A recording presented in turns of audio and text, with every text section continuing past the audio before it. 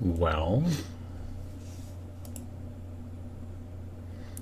let's see if this is working, because I got an error through the YouTube studio saying, please try again later. Well, but otherwise it seems like everything's working. Weird. Let's see if this is working, because... Oh, hang on. Sorry, got an echo. Alright, so here we are.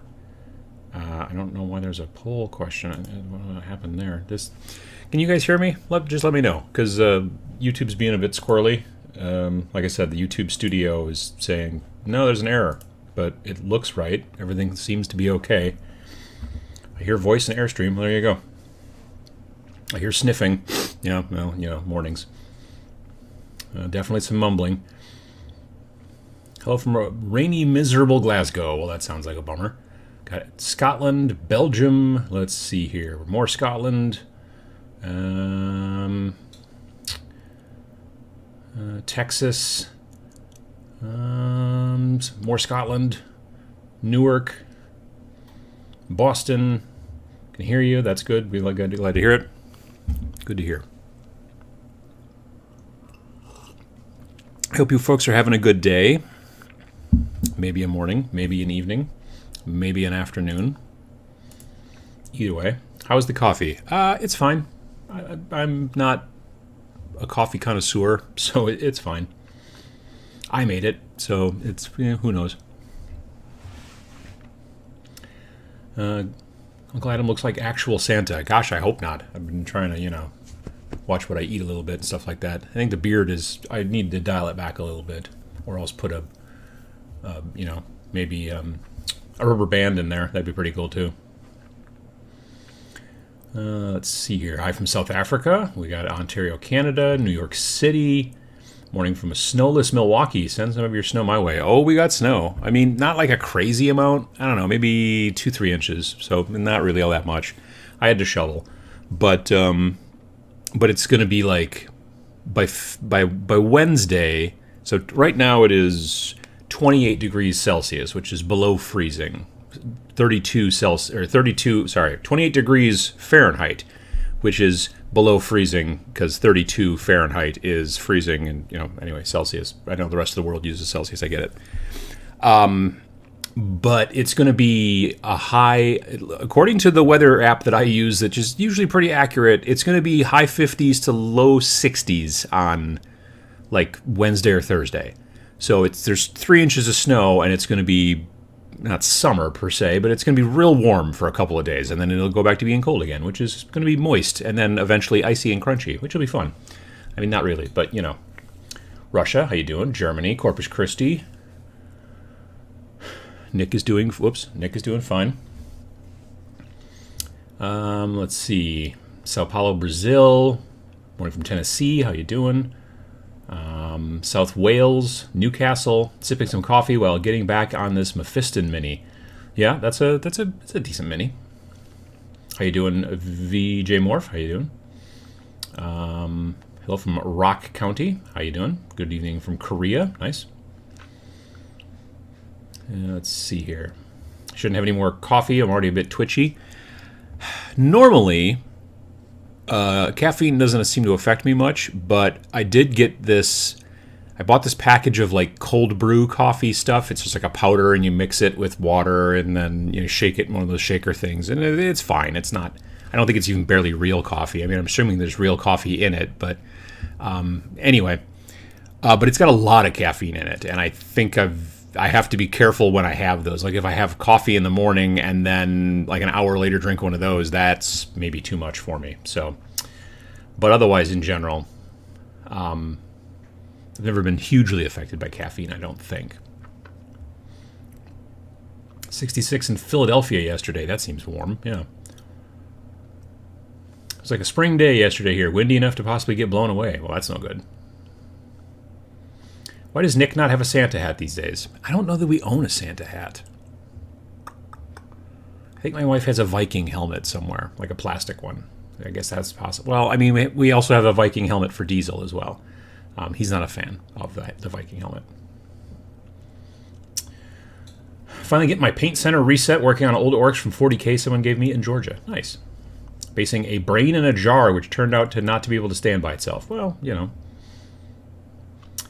Warm, moist, and icy and crunchy. I thought the characters were snap, crackle, and pop. I mean, sometimes it's very Rice Krispies around here. Like yesterday, it was very sunny, and it was above freezing, so everything was slushy. And then as soon as the sun went down, then everything just turned crunchy because all of the slush turned into ice. So I went and got takeout from a Mexican food place not too far away. And yeah, it was kind of slippery and icy and crunchy.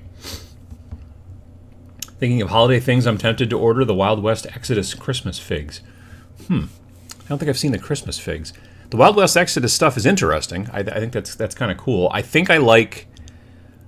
One of these days I'm going to sit down and actually start painting the Mythos stuff from War Cradle, which is the company that makes Wild West Exodus. Mythos, it's kind of a skirmishy game that's got a bit of a Cthulhu vibe to it, which I dig quite a bit. So, indeed. Thinking of holiday things, I'm tempted... Oh, I just read that. Jeez. Do you like fishing? I've noticed that sometimes you compare our hobby to fishing. My dad was a fisherman. I mean, not like as a profession. He worked at a bank or savings and loan, technically, if you remember those. But I kind of grew up around fishing a little bit because that was kind of mostly his biggest hobby. He would deer hunt as well, but that's only like one time of the year.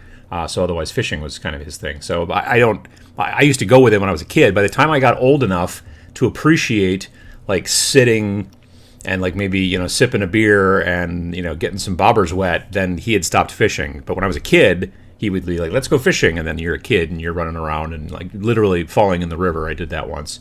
So there's that. But yeah, by the time I got old enough to like appreciate maybe sitting and fishing and whatever, then he was not really into fishing anymore. So, but yeah. How you doing, Red Jack? Yo.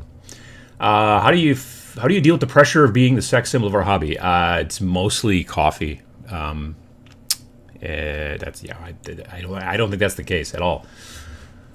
Painting some ancient minifig orcs from the game like it's 1976 project. Nice. Starting OBR, which is Ossiarch Bone Reapers. Oh, you're starting Ossiarch Bone Reapers here in West Virginia. Yesterday I finished the Bone Reaper Mortek Guard that I've been painting on Twitch. Last couple of weeks I've been painting some little bony dudes on Twitch, and it's been cool. I think I have 10 of them, and yesterday I finished up their bases and then painted the rims black, so they're, other than needing some spray varnish, they're done. On Monday, which is tomorrow, on Twitch at 7 p.m. Central, I will start painting the Bone Shaper, who is going to be my HQ unit, and also the big guy with the four faces. He's either called a Stalker or an Immortal Stalker or something like that. I don't know. He's got two big giant swords and four faces. So those will be the last two guys I do in those guys, and then I'll have a Warcry of Bone Reapers done. And then I'm moving back into Skaven, which is fun. How is Diesel? He's doing okay. He seems to be good. He's now that it's snowy and icy and stuff like that, he still thinks he wants to go outside until you get into the back door, and then he looks outside and he's like, well, no, and then he comes back in the house. So he doesn't really like to go outside when it's cold. But he thinks he wants to. Like, I don't know, like he thinks that, oh, maybe today it'll be 75 again. And he doesn't understand climate. So, yeah. But otherwise, doing pretty good. Would love to see you paint Mythos on Twitch. Yeah, I mean, it's possible. I don't know. Yeah, I don't know. I'd have to... I have the... I know one of the... Not war bands, I don't know, crew, I don't know, groups. One of them I want to do first. I know that. Loosely Collected says, thank you, Adam, for turning me on to Turnip 28. I've been reading through the rules and gathering bits. The booklet, I mean, like the rule book that Max has made for Turnip 28, which is free. You can get it online from the Patreon, but you don't have to be a Patreon member. That's just where the files are linked or whatever. But yeah, it's spectacular. I think it's on version 16 or 17 right now, and it's just a great, really super cool interesting, just like the layout and everything and the artwork and all that, just from that alone. But then also the game is also, I think, really interesting. The story, all that stuff. I actually I ordered some Perry miniatures, like Napoleonic stuff. And I think in 2022, I'm going to start trying to mess around and maybe do some Turnip 28 modeling and try to kind of figure out some kit bashing and things like that. I want to find some different heads and things, but I'm definitely interested in looking into that. And it is really interesting, I think. 10 more hours at work, then back to build SCE Wizards on Soul, or what the heck are those guys called? Stormcast Eternals on Cat Dragons. There you go.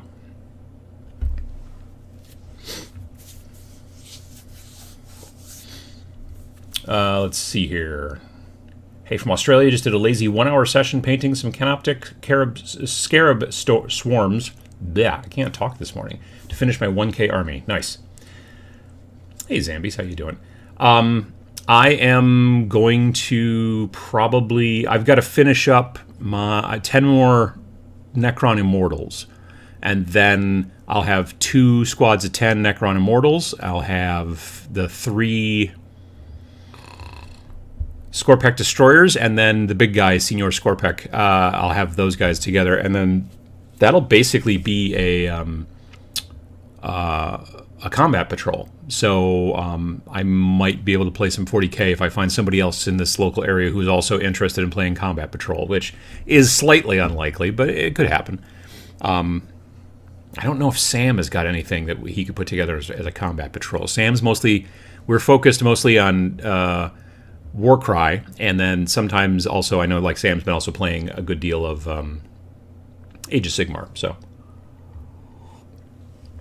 but I've been watching Tycho and Kiko from Penny Arcade. Penny Arcade, like the comic, the web comic, and the Penny Arcade Expo PAX. You've probably heard of that too. But on their Twitch stream, once in a while, they've been playing. For a while, they were playing some Kill Team. Then they played the Aeronauticus Imperialis, Flyeronicus, whatever the heck it's called, the airplane game. And then lately, they've been playing some Combat Patrol 40k because it's just whatever 500 points or something like that. So I've been thinking about it a little bit. I don't know. We'll see.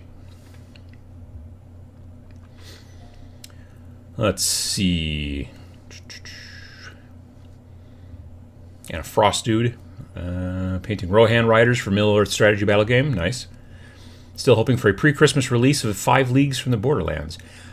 I mean, because it's working through Modifius now, it's probably taking longer just because there's more hands kind of touching the overall project and everything like that. So I don't know. I don't know if that's their plan or not. Also, it could be a situation of them just like waiting for books to get printed someplace and then ship, because shipping is all screwed up these days. Let's see. What else? What's your favorite historical game? I'm not really into historical games, as it turns out. So that's troublesome. I played Flames of War for a while back 5, 6, 7, 8 years ago. I would love to play Conflict 47, which is not exactly historical, I understand. But I would like to play that, I think. But yeah, otherwise I'm not a big historical game player.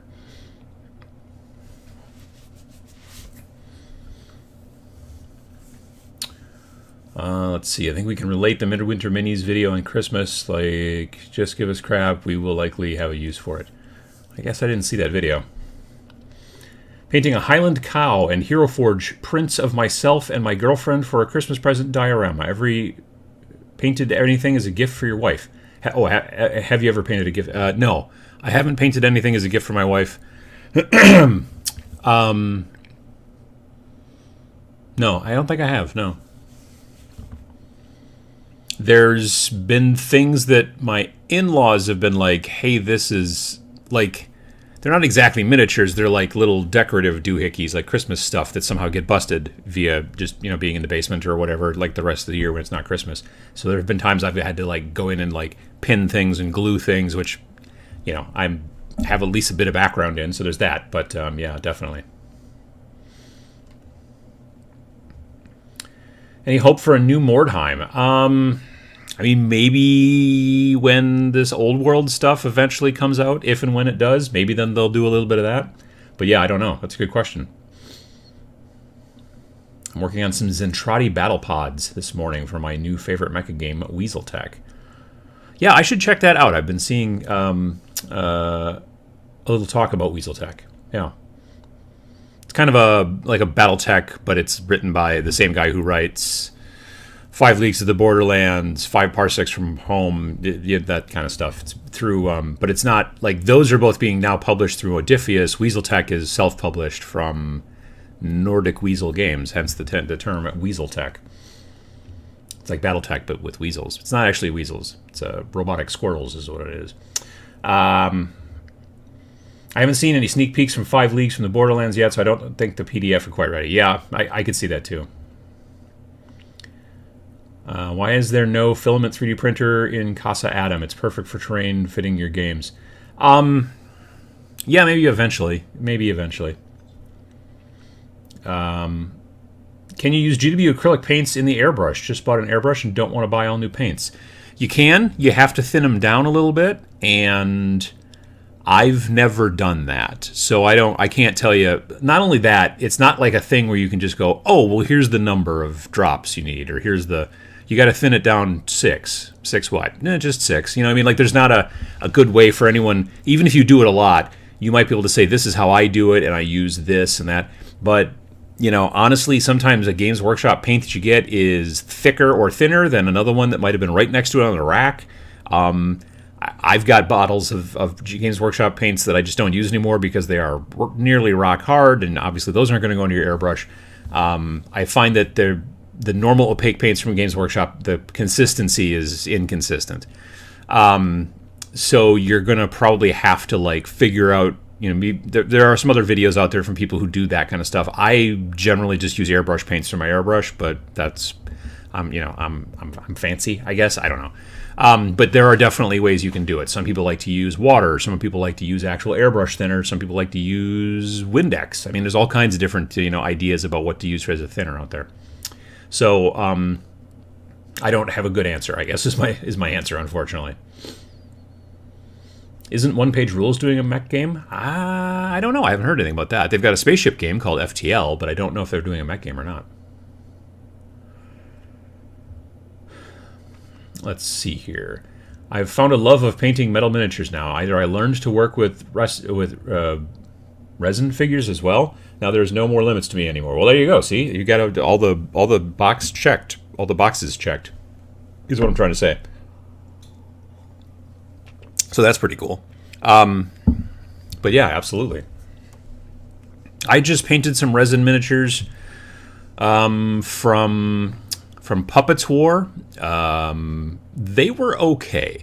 The resin's fine, but I got to be honest, the sculpts weren't as good as I thought they were going to be. There were some spots where I'm like, I don't know what I'm painting here. I don't know if this is like a flap of the cloak or if this is a belt or what's going on here. I mean, they're like I said, they were fine, and they're supposed to be post-apocalyptic guys, and I kind of speed painted them anyway, so it wasn't that big of a deal. But I'll have to take some pictures of them soon. They're sitting in the airbrush room because I varnished them some point this last week, and so I just left them in there to dry. Have you heard of Mini Hammer? It's playing Warhammer Fantasy Battles or Kings of War, but using 10mm miniatures, cheaper and easier than collecting a large fantasy army. I have not heard of Mini Hammer. I don't generally like small-scale stuff like that. I know a lot of people love, like 15mm and 10mm and 6mm and that kind of stuff. Epic and all that sort of thing, if you're going down that road. I've just never liked those.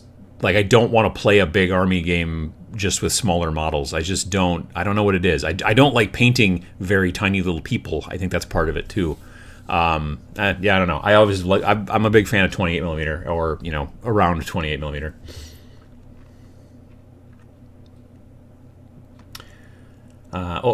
One Page Rules does not have a mech game yet, but there's always a chance. I mean, sure, they're going to keep cranking stuff out. Good morning, Uncle Adam. How you doing? I agree with your video about never stopping on buying GW models. They're so awesome, especially with them crazy Sisters of Battle. Yeah, I mean, I'm not buying as many as I used to, certainly. I mean, I keep buying. Well, here's the deal. So these OCR Bone Reapers that I am painting right now for Warcry, I bought those Mortec Guard used, and they were already painted with contrast, and they were okay. And I just wanted them to look different, so I speed painted them, primed over them, and I didn't even strip them or nothing. I just primed over them and then speed painted them, and they turned out fine. But I did need to buy the HQ unit, the Bone Shaper guy, who's like this. And then the guy with the 4 faces, whose name I can't remember. I had to buy a box of 3 of them, so I'll either use the other ones for parts or potentially flip them on eBay at some point. I don't know. But generally, yeah, I'm not buying. I'm doing a bunch of Skaven next, but I've had those Skaven for quite a while. I'm trying to go back through and look at stuff that I've got and paint that stuff as opposed to buying new stuff so much. We'll see how it works, but there's that. That is kind of the plan.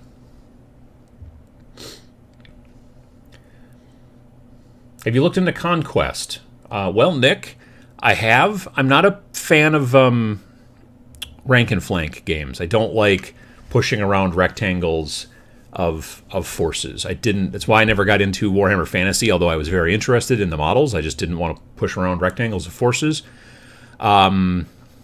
Song of Ice and Fire from Coolmany or not? No. Kings of War? No. Conquest? No. I know that Conquest has now got something called First Blood, which is basically their skirmish game, and it does not use the rectangles. It uses the circle bases. Like, the models are already on circle bases, but you put them in trays that have holes in them that are designed, and then you have rectangular trays, but they're holding circles, which is a super smart way to do it. Because then it also, not only does it allow you to reposition your models so they're not poking each other, but it also allows you then to be able to play 2 different styles of games with the same models, which is also super smart. I did a demo of First Blood, or whatever it's called, at Gen Con this year, and it is not as skirmishy as I thought. It's basically kind of like Age of Sigmar, because you're still moving around squads of dudes, and they have to stay next to each other and in coherency and all that kind of stuff. And I was like, oh, I thought this was a skirmish game, but it's still... Yeah, it didn't. It's just a game style. The models are not bad. The early models were kind of soft in the detail department, but they're getting a lot better, which is smart, and I think it's a good idea. Their scale is different than say Games Workshop stuff and things like that. Everything's closer to maybe almost 40 millimeter size, so everyone's kind of bigger, which can be troublesome if you're trying to use the same terrain. But yeah, it seems like they're doing better, and that's good to hear. Especially the models, the new models that I saw coming out at Gen Con, I was pretty impressed by. So that's cool. I need to have better luck on the lottery, or to take the contrast paint plunge. Too expensive for me. $11 a bottle plus tax. Just know. Oh, that must be Canadian, I'm assuming. Yeah, because around here it's $760, $780 a bottle. It's going to be very interesting to see. I'm very interested to see what's going to happen with the Army Painter speed paints, because those are the same size bottles. They're 18 mil, but they are $4 as opposed to nearly $8. I have 7 of the colors now they've sent me. They sent me 3 initially, and they sent me 4 more recently. I have models that I primed up last week. It's 6 Space Marine Scouts, and then I couldn't find a 7th one, so I just used it's like a regular tactical Space Marine. And what I'm going to do is I'm going to take 2 Scouts and then use GW's whatever equivalent blue, and then Army Painter's blue, just from the waist down, and then the waist up there'll be 2 other colors, a GW color, whatever. So I'll be able to compare them next to each other, but I'm not going to paint each model separately with a complete color, just because I just didn't have enough of the same model poking around. And then I think that last model will get all one color or something. I don't know. I haven't completely figured it out yet. But I am going to be making a video about my comparisons and stuff like that. It might be after the first of the year, but those paints from Army Painter, the speed paints, aren't coming out until February. So, but yeah, I'm very interested. I know other people have been making videos and stuff like that. I'm looking forward to see what I think, because The reason is because I use contrasts a lot. I use them on just about every project that I do. So I want to do these initials with just plain white, but then I also want to zenithal a couple of models and then try them that way, because honestly, that's the way I use contrast. I don't use them over the real light, primer. I generally use them over zenithal. So, but I wanted to be able to show and compare and contrast. So there you go. I'm enjoying Age of Sigmar over 40k because formation and maneuvers matter more than in 40k. Less of the new model breaks the game as a new meta. Yeah, I think I can see that.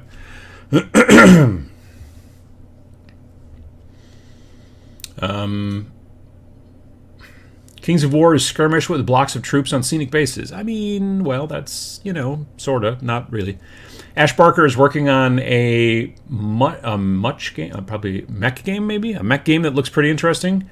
Watch a few of his playthroughs, and it's a lot more streamlined than Battletech and Alpha Strike. Interesting. I know he's got Gamma Wolves. That was one that he did through Osprey. And I think now, I swear to God, someone told me he's now working with Death Ray Designs, which is a company that makes predominantly pretty cool MDF terrain. Austin, his company used to be called Brush for Hire, I believe, or something like that. But now Death Ray Designs, that's what they've been called for quite some time. And they do make really nice terrain, MDF terrain. But I think that he's working with them, and they're going to publish a game with him and all that kind of stuff. So that'll be very interesting. That's what I've heard, at least. Let's see here. Mech, yes. Have you seen the trailer for Space Marine 2? Yes, I did. Yeah. Yeah, I did. I'm looking forward to it. It's one of those deals where they show off the trailer and you're like, hey, cool. When's it coming out? That's really all I care about. I don't know. I know it's caused a lot of fervor and people being happy and people gnashing teeth and whatnot, but I want to know when it's going to come out. I am to the point where honestly I would much rather them just be like, hey, here's this new game. It's available now. I don't need you to hype it for 3 years, or you're like, oh, it's going to come out on this date, and then you get close to that date and you're like, we got to push it. I'll Cyberpunk 2077. That took too long, in my opinion. I honestly want to sit down and play it again, because I was playing it on PC when it first came out, and it was, there were some issues here and there, but not terrible, and I had a good time with it. I know a lot of people on console, not so much.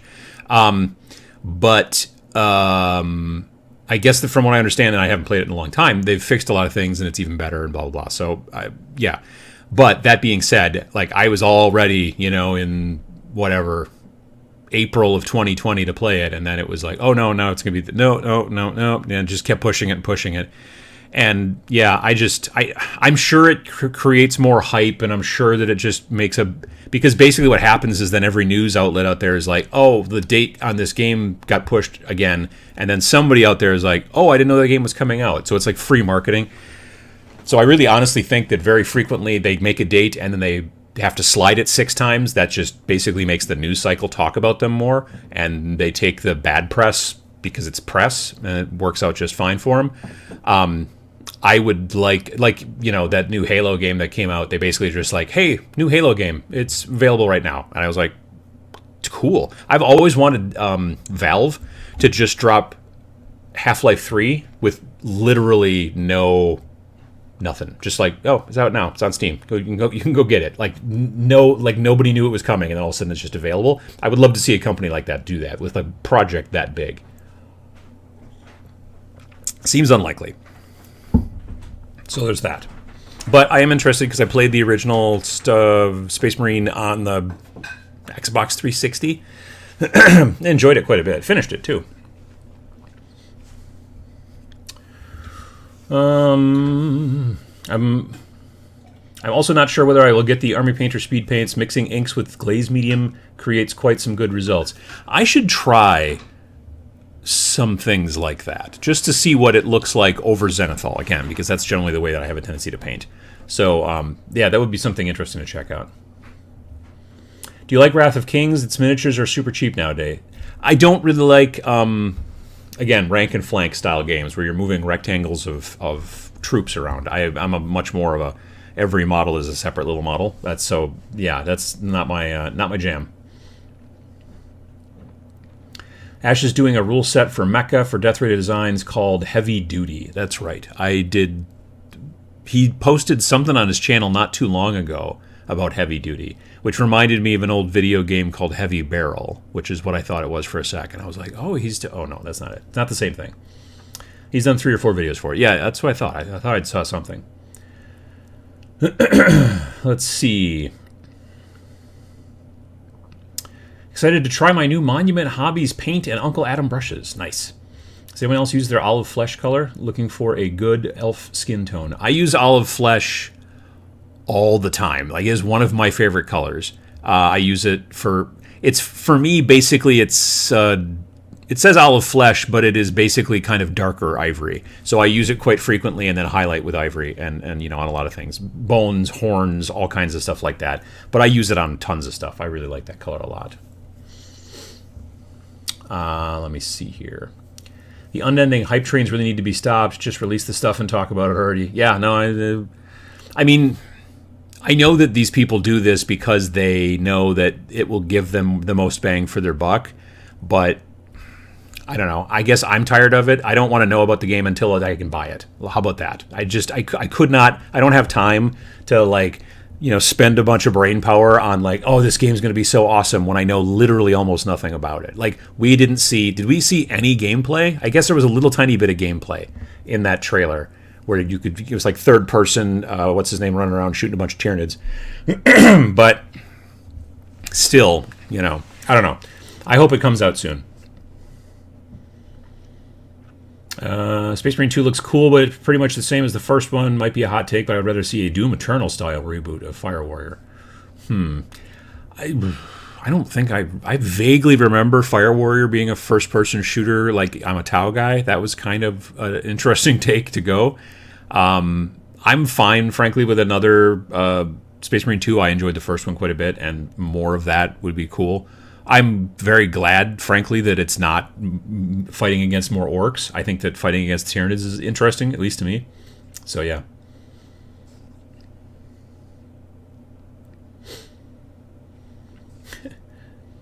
Homeworld 3 just dropped a trailer, and I'm like, meh, see you next year or whatever. Yeah, no, I can understand that.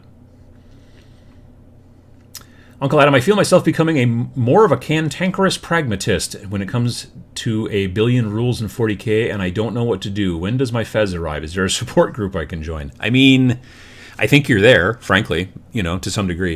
Yeah, I've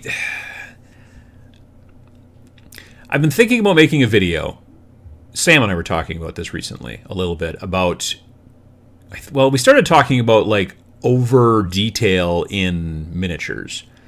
Like, he was basically saying, I would really like it if sometimes there weren't 17 pouches on every belt of every person from this, you know, from Games Workshop. Like, they didn't, you know, like, maybe just dial it back on the detail a little bit. Not saying either of us wants, like, amorphous kind of blobby miniatures. Certainly, that would suck.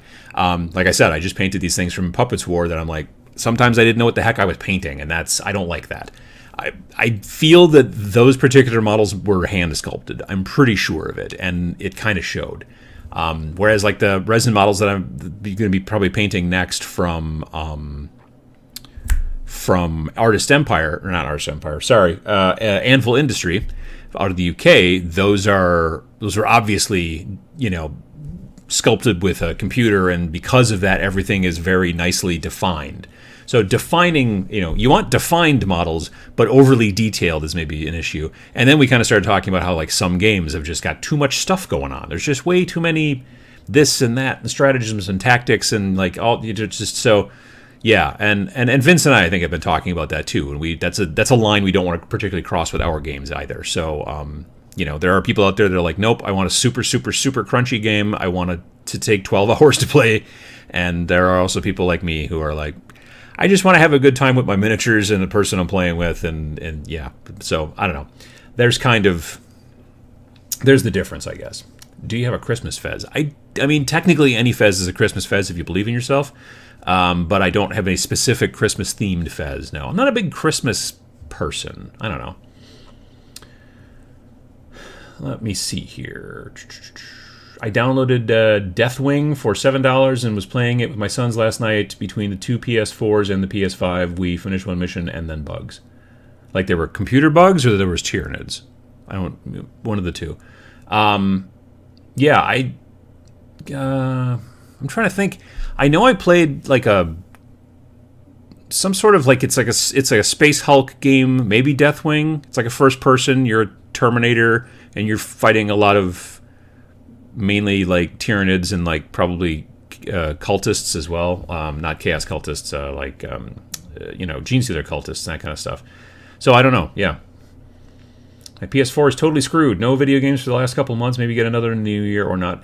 I haven't played anything lately. Like I've been painting and doing stuff, and there've been times when I'm like, oh, I should probably maybe, I don't know, like because I have a tendency to play either if I'm burned out on a hobby for a little bit during a day, I might play, or sometimes I'll be hobbying during the day and then my eyes start to hurt a little bit because I'm old and I'm focusing over the top of my glasses and all that kind of stuff, and then I will be like, okay, well, I'll play a video game to kind of rest my eyes because I'm focusing further away than a little bit. But I just haven't done that much at all lately either, too. So I don't know. I do want to get back into Sea of Thieves, which is you can get it on PC, you can get it on Xbox as well.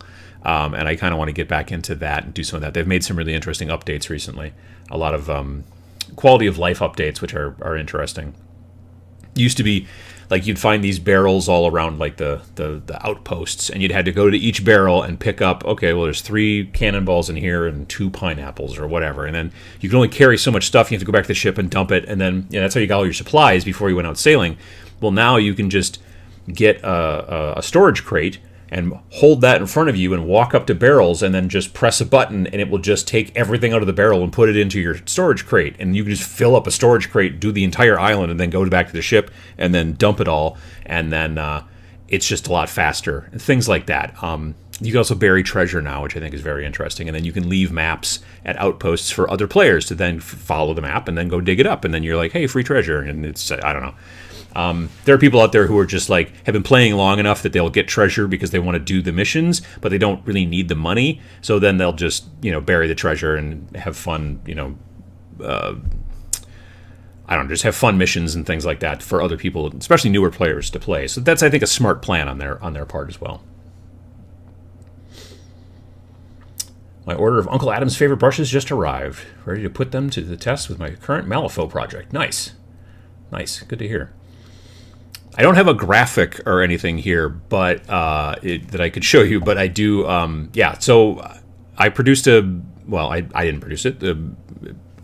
Monument Hobbies produced it, but I worked with Monument Hobbies to make it's called Uncle Adam's Favorite Brushes, and it is 3 synthetic brushes from Monument Hobbies. It's a 00, a 2, and a 4 as far as the size, and they come in a tube. It says Uncle Adam's Favorite Brushes. I got to design the label for that, and then the brushes themselves are their normal pro synthetics, but they have black handles with a red back end tip to them and everything like that, and they say Tabletop Minions, Monument Hobbies, Pro Synthetic Germany, and all that kind of stuff on there. And they came out about a month ago, and so if you go to monumenthobbies.com, you can find them there in their brush bundles area. And if you're interested, you can buy those. They help support the channel as well. And they are my favorite brushes, hence the name. The brushes that I use basically all the time. So yeah, absolutely. So check that out if you get the chance. It feels like the rules bloat is never ending. 8th edition was great. Yeah, I think 8th edition was a nice sweet spot. I really do. Except I wish that there were terrain rules like there are in 9th. That would be my sweet spot, but I don't know if it's profitable. Yeah, well, I was just talking with somebody recently, and they're like, well, maybe the next, because we were talking about like how probably there'll be a new version of Warcry this summer, and they're like, well, maybe this new version of Warcry just really won't have a lot of changes in comparison to the old version, so that it'll stay the same and it'll be good. And I'm like, why would they make a new version if they didn't make any changes? You know what I mean? Like, people would be like, hey, why did I buy this? It's the exact same as the old version. Why did you make a new one? So the business model that they are doing is that every 3 years we got to crank out a new thing for each title. Well, then you have to make changes, because if you don't make changes, then what's the point of making the change? You know what I mean? Like, if it's the same, then you didn't. Yeah. But when you set people up for this concept that every 3 years there's another one, then yeah, you have to make changes. And sometimes the changes make some people happy but alienate others and go back and forth, and it's just constant churn. And I don't know. I had somebody comment yesterday in my Friday video. This was well, no, it would be 2 days ago, wouldn't it? Because today's Sunday. So 2 days ago, someone commented in the Friday video, which was about how I'm probably not going to stop buying some things from Games Workshop, they were like, basically they were angry because they're like, well, you made that game, that Reign in Hell, and then you didn't support it, and you just took the money and ran. And I was like, well, I mean, we made an expansion, we made an FAQ, we made an expansion, which we weren't really planning on doing, but people asked a lot about solo play and and all that kind of stuff, so co-op, and we were like, okay, let's do that. Now the next game, it's going to be built in, so there's a good chance the next game won't even have an expansion, because we don't want to be the guys that are like, oh, we made a game and now there's an expansion and now there's another expansion and all that. We just were like, we want to make the game, and then you buy it and you have a good time with it. But I thought it was weird that they were like, they were angry that we hadn't made more things to buy. I don't know what that. Yeah, it's just odd. It's just odd that we've gotten to a point in this industry where, like, well, if a game, it's like, it'd be like if a book came out. Well, if there's no sequels to the book, that book is dead. Like they made this book and there's no sequels. There's no, and I'm talking about like a novel. Like, oh, well, the novel's dead. No, the novel's still a novel. You could pick it up 20, 30, 60, 100 years from now, and it would still be a novel. Reign in Hell, or any other game, is just as playable in 5 years as it is right now. I don't know that, like, we're going to keep making games, but we're going to make different games for different people every year. That's the idea. I don't know. I don't mean to vent, but that was just weird that I got this comment from this person who was, like, angry at us because we haven't constantly churned out more stuff. When we're like, well, we're churning out other stuff, but we don't need to just pick one thing and then hitch our wagon to it and be like, this is the thing from now on. You know what I mean? I don't know. We will see. Let's see. Looking forward to Tiny Tina's Wonderland just because they used Baby Metal's Gimme Chocolate Song. I understand most of those words. Is it a video game, or are you talking, because there's like a fantasy video game based in the world of Borderlands that I guess they're working on, right? But then there's also the Borderlands video game that tabletop game, miniature game that Monster Fight Club is doing, which I think is on Kickstarter now. These things are starting to meld together, and sometimes it's difficult.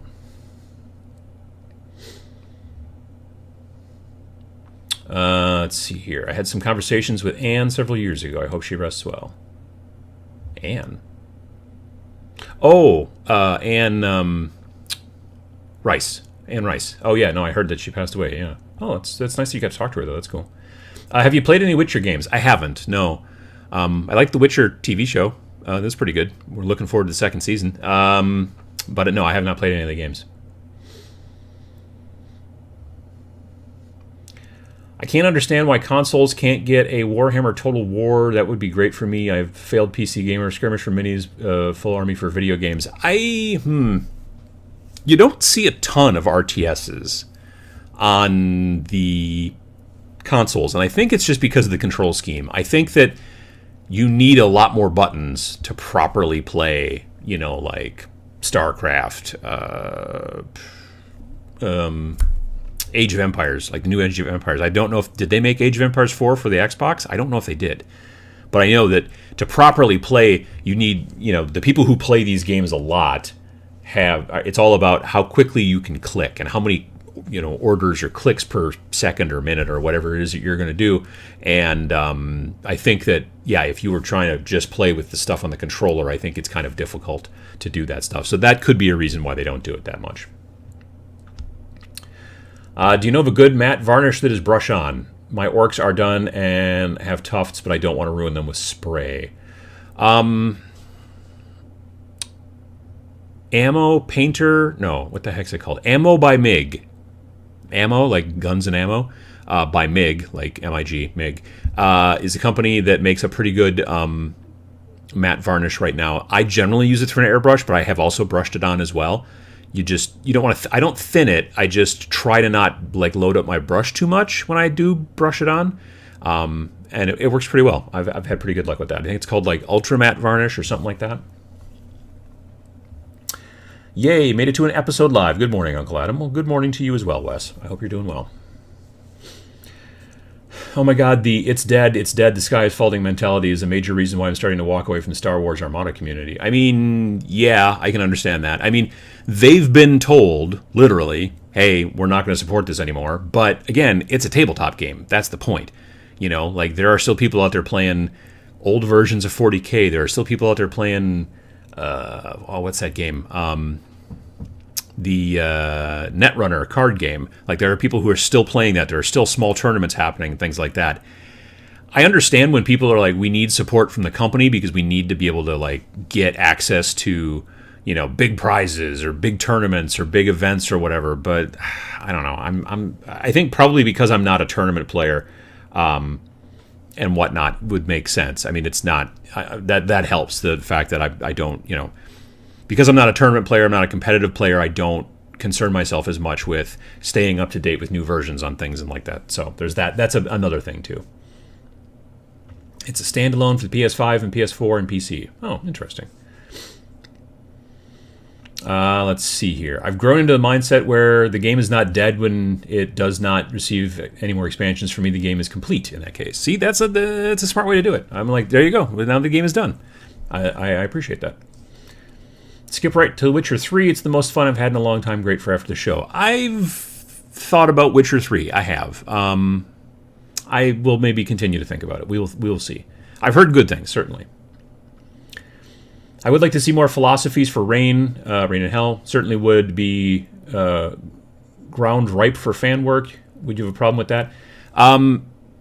We had a guy reach out just recently who was like, hey, I want to make...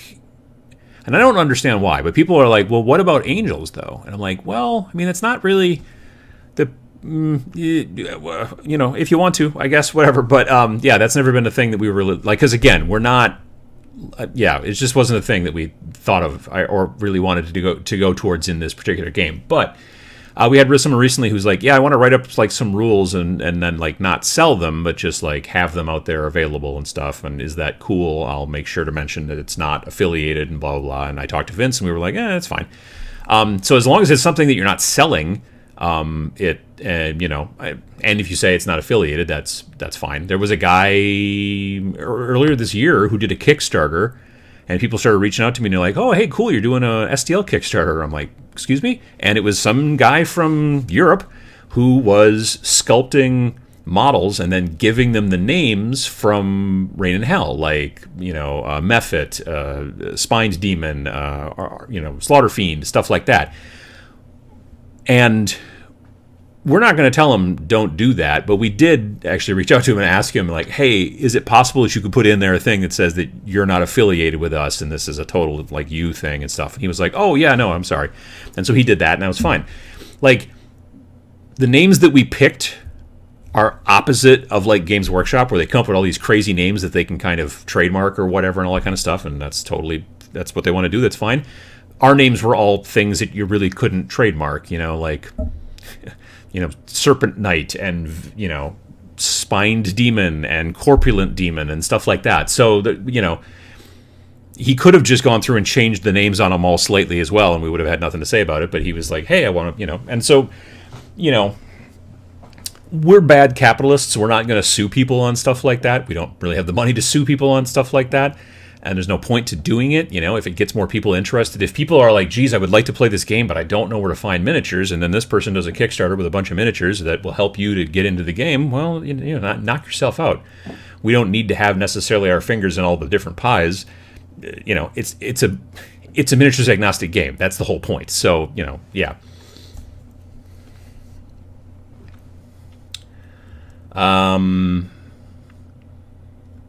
Is War Machine Horde still a thing? Yes. I don't know anybody personally who plays it currently, but I do believe it's still a thing. I always loved the style of the minis, but nowadays they seem to be pretty hard to find and pretty expensive. I don't know about expense. I have seen them in stores. Not my local store, but I know definitely like the store next town over that I go to sometimes. I mean, they've got a big section of all that stuff. So maybe they've got players in that area, but yeah, I don't know anybody who plays it in my town. We decided to stick to Kill Team 2018 and did away with the flesh wounds. We are liking it a lot. See, that's the thing that's awesome about tabletop games is if you and your friends are like, let's do this, and you can do it, and just make up your own stuff.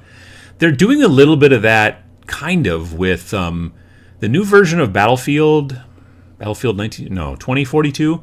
I know that they've added a mode called Portal Mode, which basically allows you to kind of customize the type of game you want to play and set specific parameters and kind of do things that are... It's kind of like you can almost design your own server, but like these are the rules, and it's kind of like back in the day when you would like everybody would have to agree, okay, we're only going to play with knives only, like in Counter-Strike or something like that.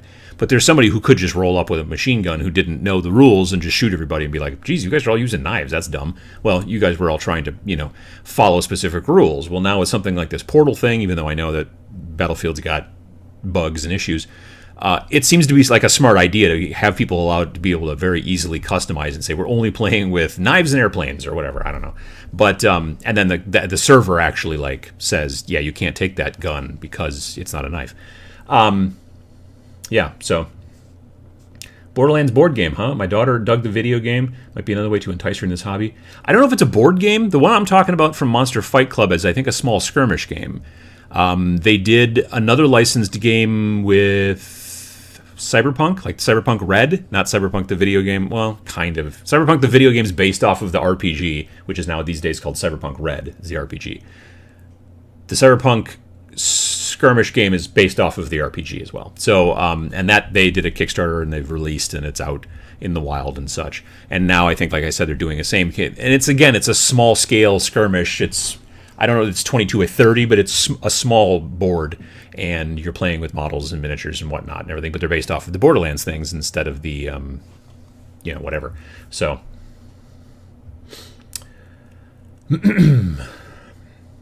first time for a very long time, live view. Greetings from the Netherlands. Well, absolutely, Sander. How you doing?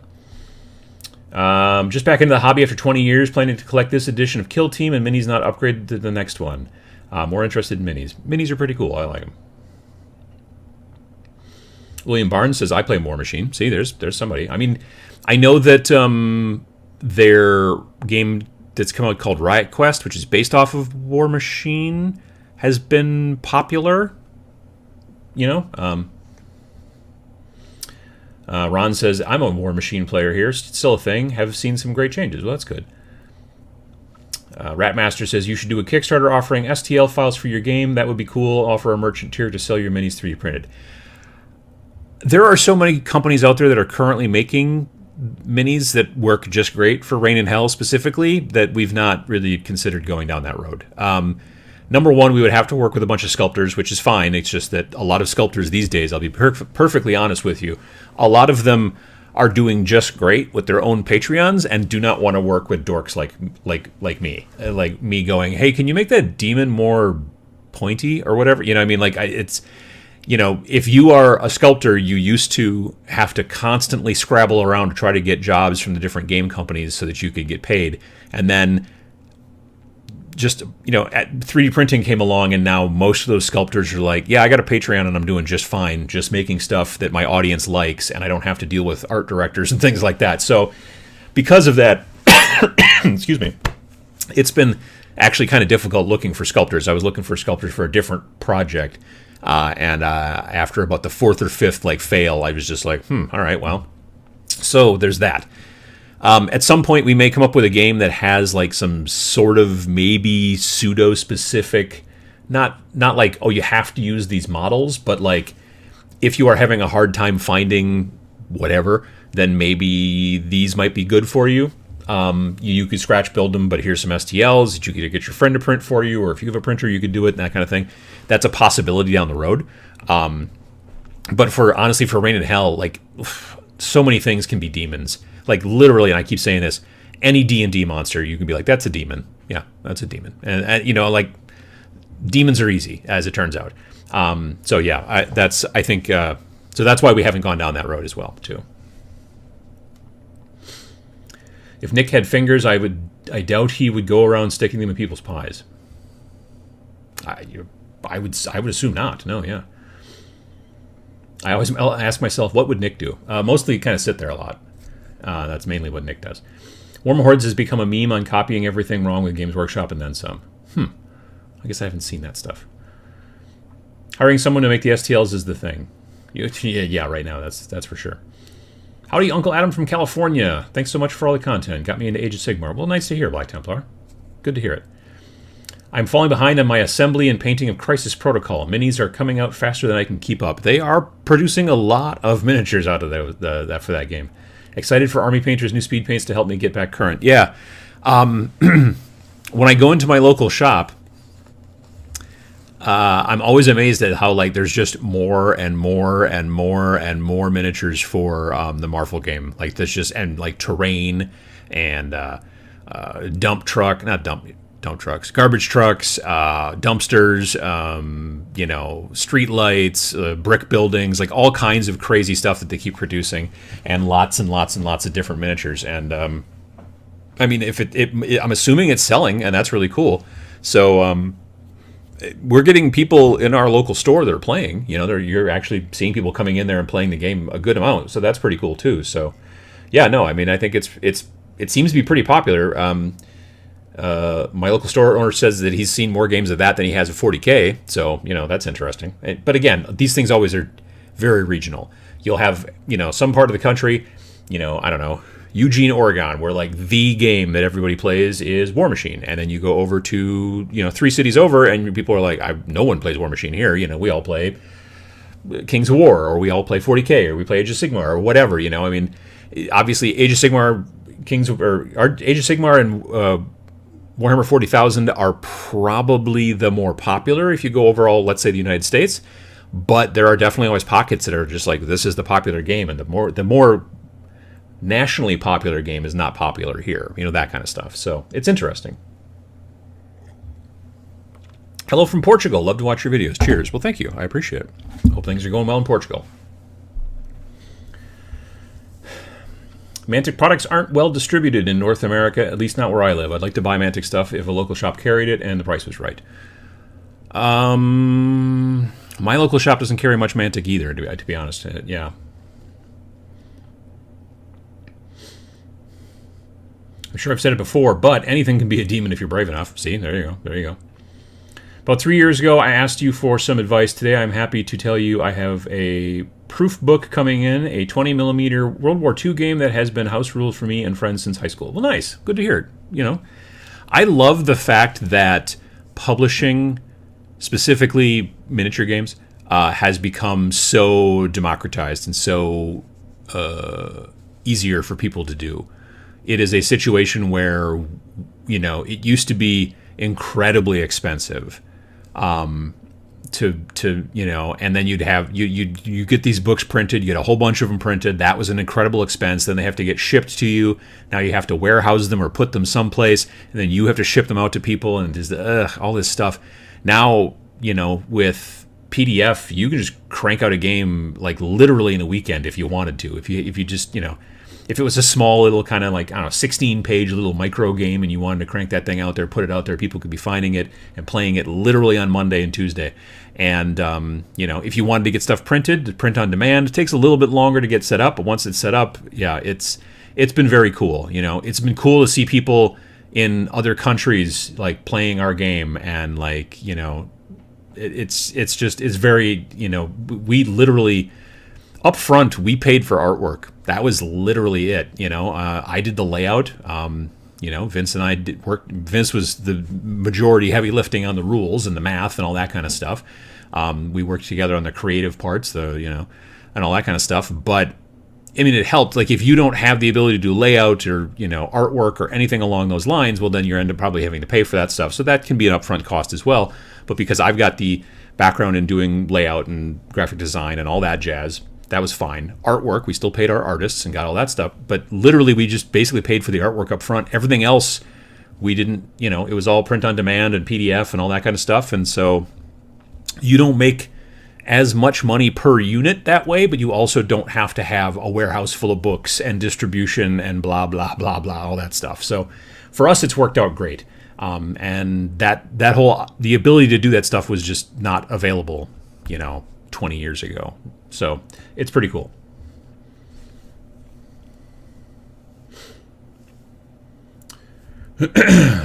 Funny you say that about demons, Adam. I feel like that is half the Patreons I see. Yeah, absolutely. There's a lot of sculptors out there, Patreon sculptors, who are making stuff that's amazing looking demons, because demons are super fun to sculpt, I think, so that's also helpful. I bought Weird's The Other Side starter box specifically to build my Rain and Hell Cabal. Nice. That's, yeah, I can see that.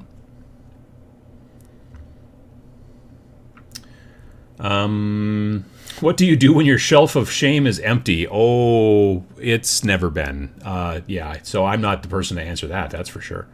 Do you have any planned content? Do you have any content planned with Sam Lenz? Yeah, we are hoping to, because he's back in town now. So I know, well, okay, right now he's in Ohio this weekend. He's hanging out with Vince, actually, and Ninjan. And, but yeah, we're definitely gonna do some stuff. Like, one of the things we want to do upcoming is basically just to hang out in my studio and have a talk about like strategy for Warcry. I'm not strategically minded particularly, so I think I'm going to be playing the straight man in that situation to some degree, and because Sam's a better player than I am, so we're just going to talk about like beginning strategy, and for people who are trying to get into the game, and just have a conversation about that. So we'll film that. I think we're going to do some more kind of like video projects like we used to do, where he comes in and like does a paint tutorial and things like that. Although he's got his own YouTube channel, you should definitely be checking out Sam Lenz on YouTube. Just type in Sam Lenz or Samson Arts or something. I think Sam Lenz Artwork, I think, is maybe the actual name. But if you just type in Sam Lenz into with Lenz with a Z on the end, you could type that into YouTube. You're going to find it. So yeah, but we are definitely planning on doing some stuff. We got some ideas. Let's see here. I couldn't realistically get through my pile of shame in 2 lifetimes. Yeah. I lacked self-control for quite some time when I was younger. Yeah, no, I know what you mean. Henry Cavill has been unofficially made the poster child for GW. Yeah, I mean, he seems like a nice dude. I liked The Witcher, and and he seems nice. I don't know what it is, and I don't know. I would love to ask him. So he was in the most recent, I think, Mission Impossible movie, and he had a mustache, which then they had to go do reshoots for him in the Justice League movie, and that's when they had to CG his upper lip, and then he looked all weird because he looked like this all the time. It was just, anyway. My point is he was in this movie with Tom Cruise and Simon Pegg, etc. And there's a scene that they used in all of the trailers where there's like this fight going on in the bathroom. It's all white tile, and he's like massive in comparison to Tom Cruise. And he does this thing where he like, I don't know what he does. He's just like, he's got like a button-down shirt and a tie on. And he's gonna get into a fight, and he just does this thing where he like cocks both his arms, and it just looks so friggin' cool.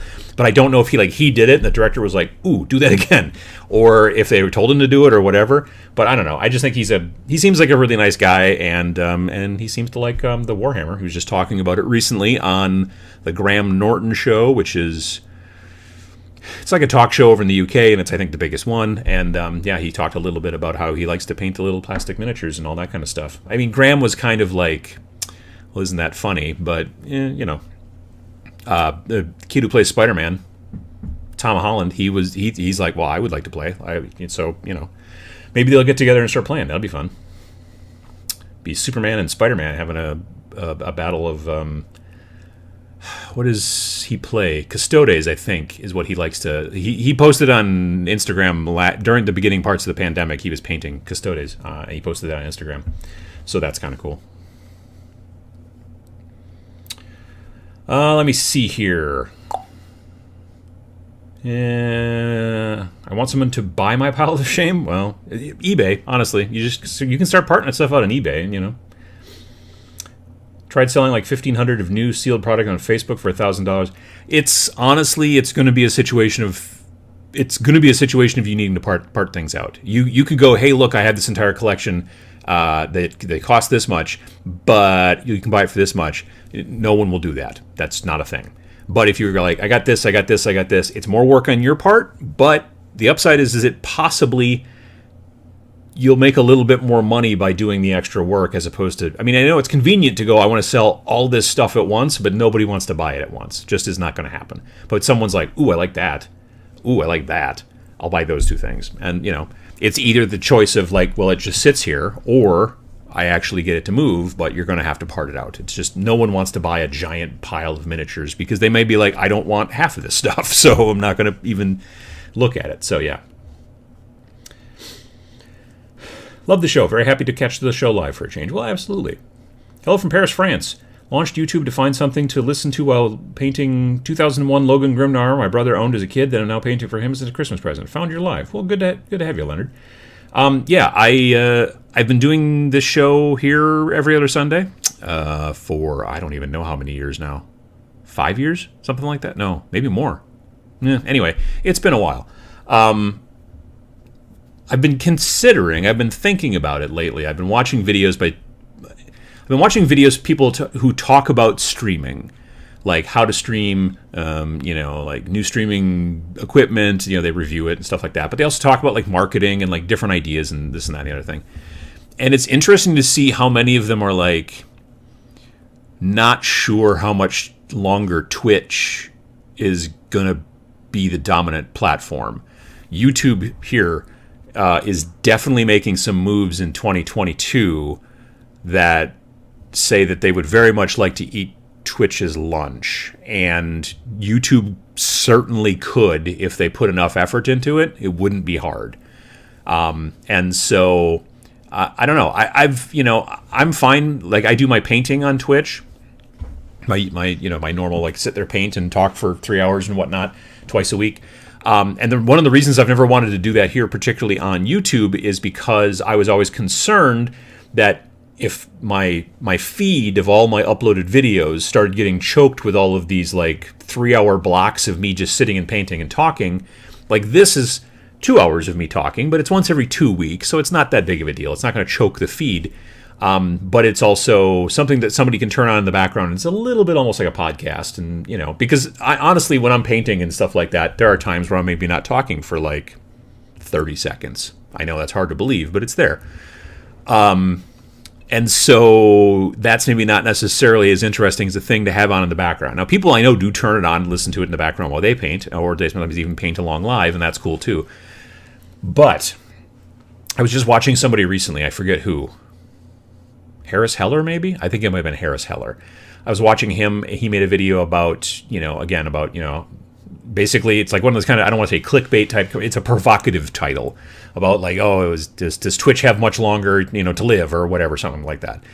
But one of the things he was talking about that I didn't know about in YouTube is there is a switch when you are setting up a live stream that you can flip that I've never flipped before, but there's a little switch you can flip in the setup stuff that makes it so that when the video gets done, the video is unlisted, so it does not show up in your normal feed. So it wouldn't choke up your feed full of regular other videos that I do, the Friday videos, blah, blah, blah, that kind of stuff.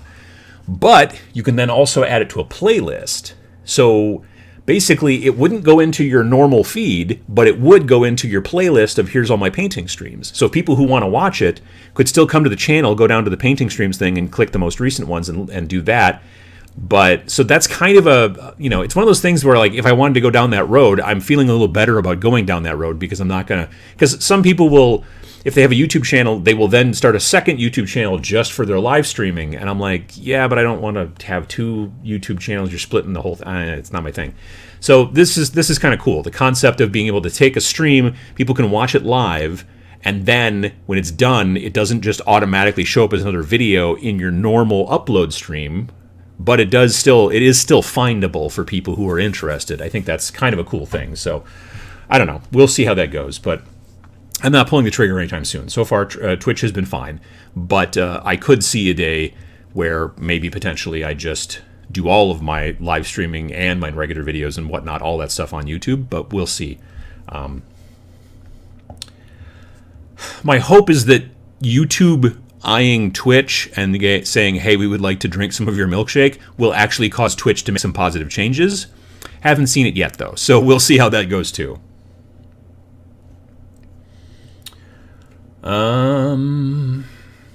So you're saying that famous people are just like us? Oh, gosh, no.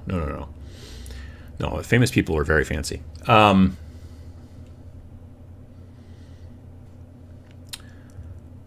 Celebrity Warhammer is going to be a thing. Mark this day. I've always felt, frankly, that the reason that you're seeing a bunch of celebrities get into role-playing games is because it's basically just kind of like acting. So they're like, oh, I know how to do that.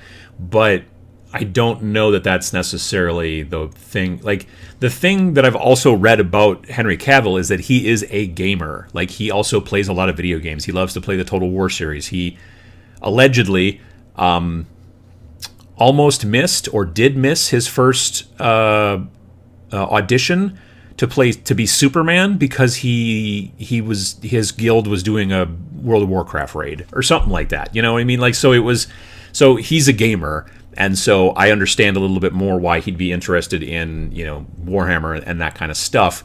Whereas I think a lot of people, you're seeing a lot of actor types getting into celebrity D&D, which is fine. It spreads the word. It gets more people interested. I know some people don't like it, but because they're like, oh, it's just a bunch of cool drama kids playing D&D. I'm like, well, but that's enjoyable and something that people like to watch, and then it spreads the word.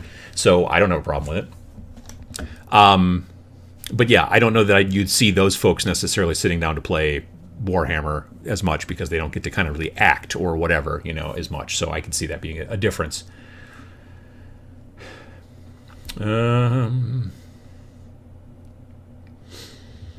Let's see here. Custodes, lame. Are you even playing 40k if you're not playing an underpowered faction with 30-year-old miniatures? Maybe he just likes to paint gold. I guess that could be part of it. I kind of want to get into Kill Team. I know you don't really like the new rules, and it's not even that I don't like the new rules, but I'll read the rest of this. And I'm not sure how I feel about them yet. Do you think I should start now or wait until some sort of update? The rules themselves for the new Kill Team 21, let's call it, are not bad, really, because they're based off of Warcry. It's basically they took Warcry and they popped it off and then they said, okay, here, and then they added a bunch of stuff to it. Now, I think that they may have added a little bit too much, personally, but for the most part, that and the dumb rulers with the little symbols on them, that's my real only issues with the actual Kill Team rule set, is that it's maybe got too much stuff on it and the rulers with the silly symbols. My main issue with Warcry in general is the fact that the compendium came out was $50 and was not good. It's just a bunch of really boring lists that you can build. And then the interesting lists are coming out, and you have to buy them in White Dwarf. You have to buy them in the new boxes like Chalnath and stuff like that. And they're going to sneak them into this and that and the other thing and try to get you to buy more things. So I feel like they're really pulling a lot from... Games Workshop, I feel, is pulling a lot from... the video game industry. They're like, oh, DLC, yeah, no, microtransactions, no, these are all, let me write these notes down here on my little hand.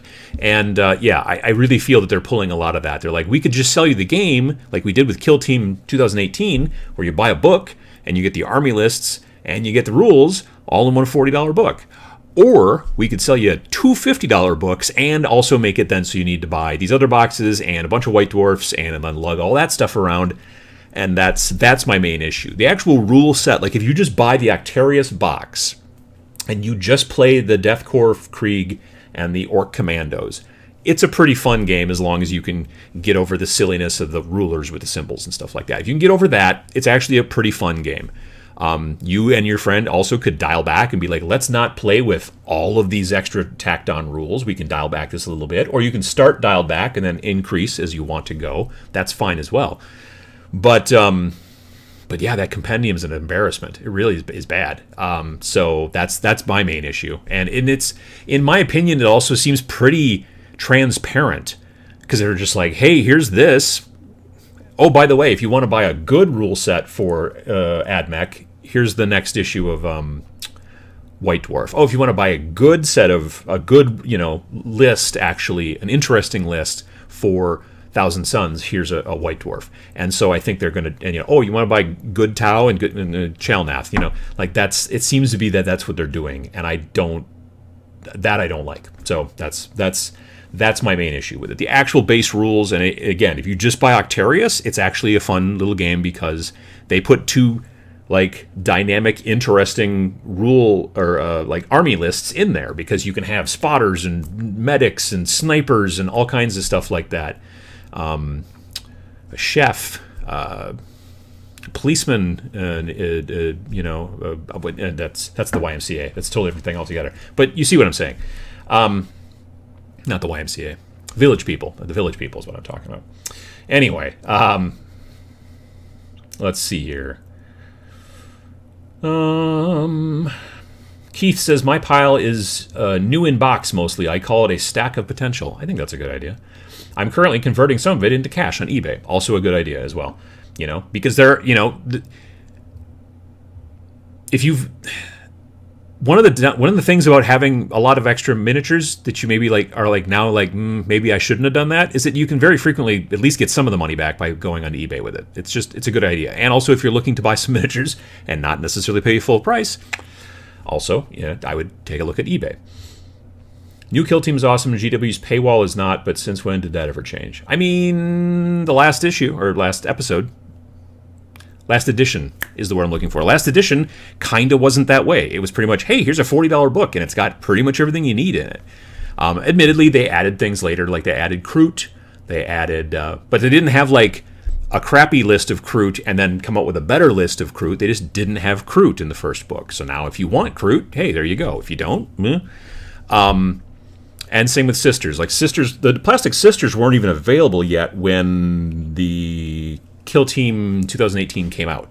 So it would make sense that they would have to like drop them in later on. Stuff like that. Demons, that kind of stuff. They added those in later on in different things, and that was fine. The other thing that drives me a little bit nuts is they will also do the thing where they're going to put it in like several different, like they'll put like different things in different White Dwarfs, and then also then put it into like the Kill Team annual at the end of the year or whatever, whenever they do it. And then you're like, but I already bought it here, and now you want this and that, I don't know. Drives me a little nuts, frankly. So, Tabletop Minions, are we going to get into Conflict 47 yet? I'm definitely keen. What faction you digging? I own a U.S. faction, like beginner box or whatever. I think I built a tank and maybe a robot of some sort. I don't know if I've built any dudes yet. I was gonna, I know that a couple other guys that I know were interested, but none of us have really pulled the trigger yet, so I don't know. I have to find the models, honestly. I know, like I said, I built them and they're in a box. I just don't know exactly where the box is. I mean, it's in the basement, but still. But yeah, I don't know. I should watch some more Bat Reps again, I think. I cannibalize everything I can. Well, you're talking about bits and sprues, so that's good. If you weren't, that would be, you gotta watch out for that. Oh my goodness. Let me see here. Everything's scrolled. I hope the Rob Williams Flaming Pink Eldar story is true, and the story finds an old security tape with a game on it. That'd be pretty cool. Yeah, allegedly he was also a big 40k player. Speaking of rules mashups, Bladeborn, which is basically Warcry on an Underworld's hex board, looks pretty cool. Yeah, I'm interested in checking that out as well. Also, it's got one of the like Underworld's warbands in it that I didn't buy. It's like a chaos. It's a small chaos band run by a lady. I can't think of her name. Something's Ravagers or whatever. Anyway, I didn't buy that. Like I saw the warband box, for Beast Grave or whatever, and I was like, oh, that's a cool box. And then I haven't seen it again, and I'm like, oh, but I think those models are in Bladeborn thing. So yeah, but I think Bladeborn is either one of those games you can only get at Target or Barnes and Noble. I'm not sure on that.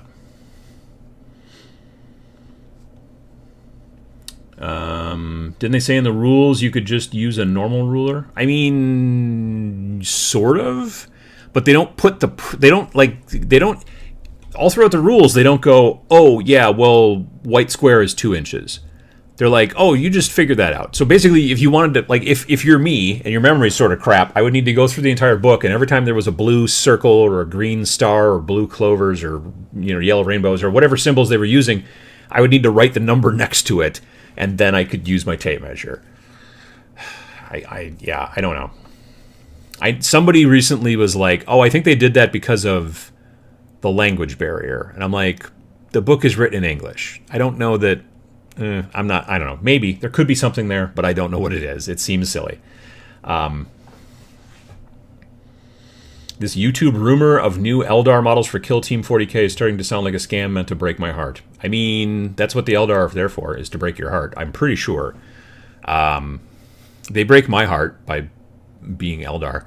I'm just not a big Eldar fan. Anyway, but I know that there's not been any new Eldar models for a long time, and that makes a lot of people who do like Eldar unhappy, and so I don't want those people to be unhappy. So I hope they make new Eldar. I'm not going to buy any, but, still. Yeah, I know that they've been showing, like, in their rumor engine things, some stuff that people are like, that's definitely, like, kind of Eldar-y, but it might be something else. I mean, it might be a new set, like a regular, box, but it also might be new Kill Team stuff. That's possible, too. Let's see here. Village people, there you go. Good evening from Belfast, Northern Ireland. Well, how you doing?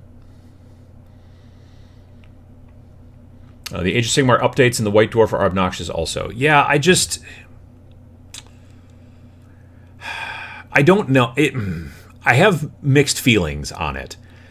I used to love a game called Car Wars, way back in the the late 80s, early 90s, mostly early 90s.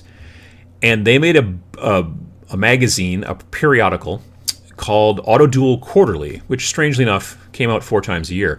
And the thing that was cool about Auto Duel Quarterly is it had all kinds of cool fiction stories in it, and it had reports from different tournaments and things like that, because this was basically pre-internet. So and then but it also had ads in it, and the ads were most of them were fake, and they were fake ads for products that are sold in the Car Wars universe.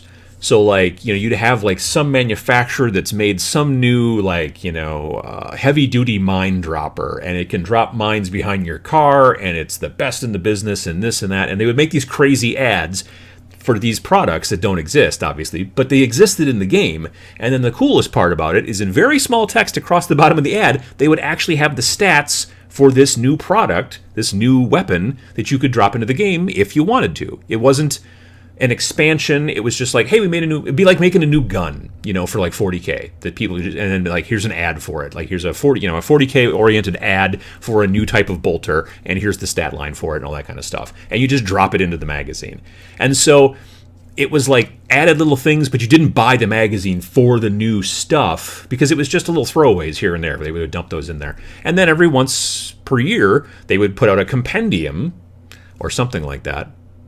I think maybe it was a compendium, and it would have those rules in it, plus a bunch of new ones that they would make. So you would not just be getting a reprint of the stuff that were in the previous 4 issues, but it was also a bunch of new stuff, and it was just all kinds of new products and things like that. And it was very cool. It was an interesting way to keep kind of leaking out new stuff and keeping the hobby interesting. But it wasn't like the reason that you buy, at least for me, if I'm going to be buying a White Dwarf these days, the main reason would be because I'd be well, I need these better rule sets for Kill Team if I was going to go down that route. I frankly don't use most of the rest of the stuff that's going on in White Dwarf. You know what I mean? And that's the other thing too. The stuff that they would do for Car Wars was just for Car Wars. It'd be like if they made a White Dwarf that was just for 40k, and another one that was just for Age of Sigmar, and another one that was just for Necromunda or whatever. This was a magazine that was just for one game. Here, I'm buying White Dwarf when I want stuff for one game in it, but it's filled with other stuff I don't care about. You know what I mean? And that's a bother, at least for me. I don't like it. So I don't know.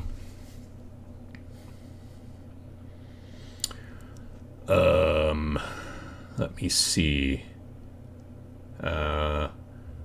Kagra's Ravagers, or is it Hagra's Ravagers? Either, but yes, that's who's in that box. You're right. I think Santa will bring me AdMech Battle Force so I can start a new army and play Kill Team 2018. Nice. I don't know that Santa's bringing me anything. It's because I've been bad. No. I mean, well, maybe. But I just, I don't know. I have stuff. I don't need stuff. You know what I mean? Like socks, maybe. I could use socks. I don't know. That's about it. But otherwise, yeah. I guess I wasn't quite sure, I generally try to come up with a subject for each of these things, and then I make a thumbnail and the whole deal. And this is the last show before Christmas, because the next one that'll come out will be literally the day after Christmas. But yeah, I don't know. Like I can't think of anything right now that I'd like a product. But you know, there maybe you've got some sort of product that you're hoping to get for Christmas or something along those lines. You know, there's stocking stuffers if you're into that kind of thing. You know, there's definitely like little, you know, sets of paints or brushes or things like that or whatever.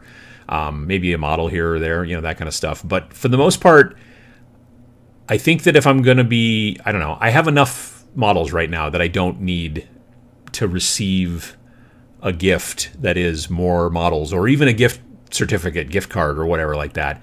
But that's not everybody, obviously.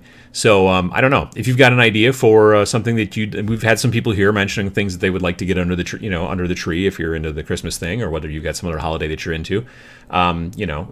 But yeah, I don't know. It's a weird. I'm not a bit, like I said before, I'm not a big Christmas person necessarily, but you know, we'll see how it works out. A lot of those battle forces that GW puts out every year, I'm always kind of like, yeah, I don't know. I don't know. Are you going to build the new Warcry Red Harvest box? Big thanks to helping me get back in the hobby, Matt from Vancouver Island. Hey, Matt. No.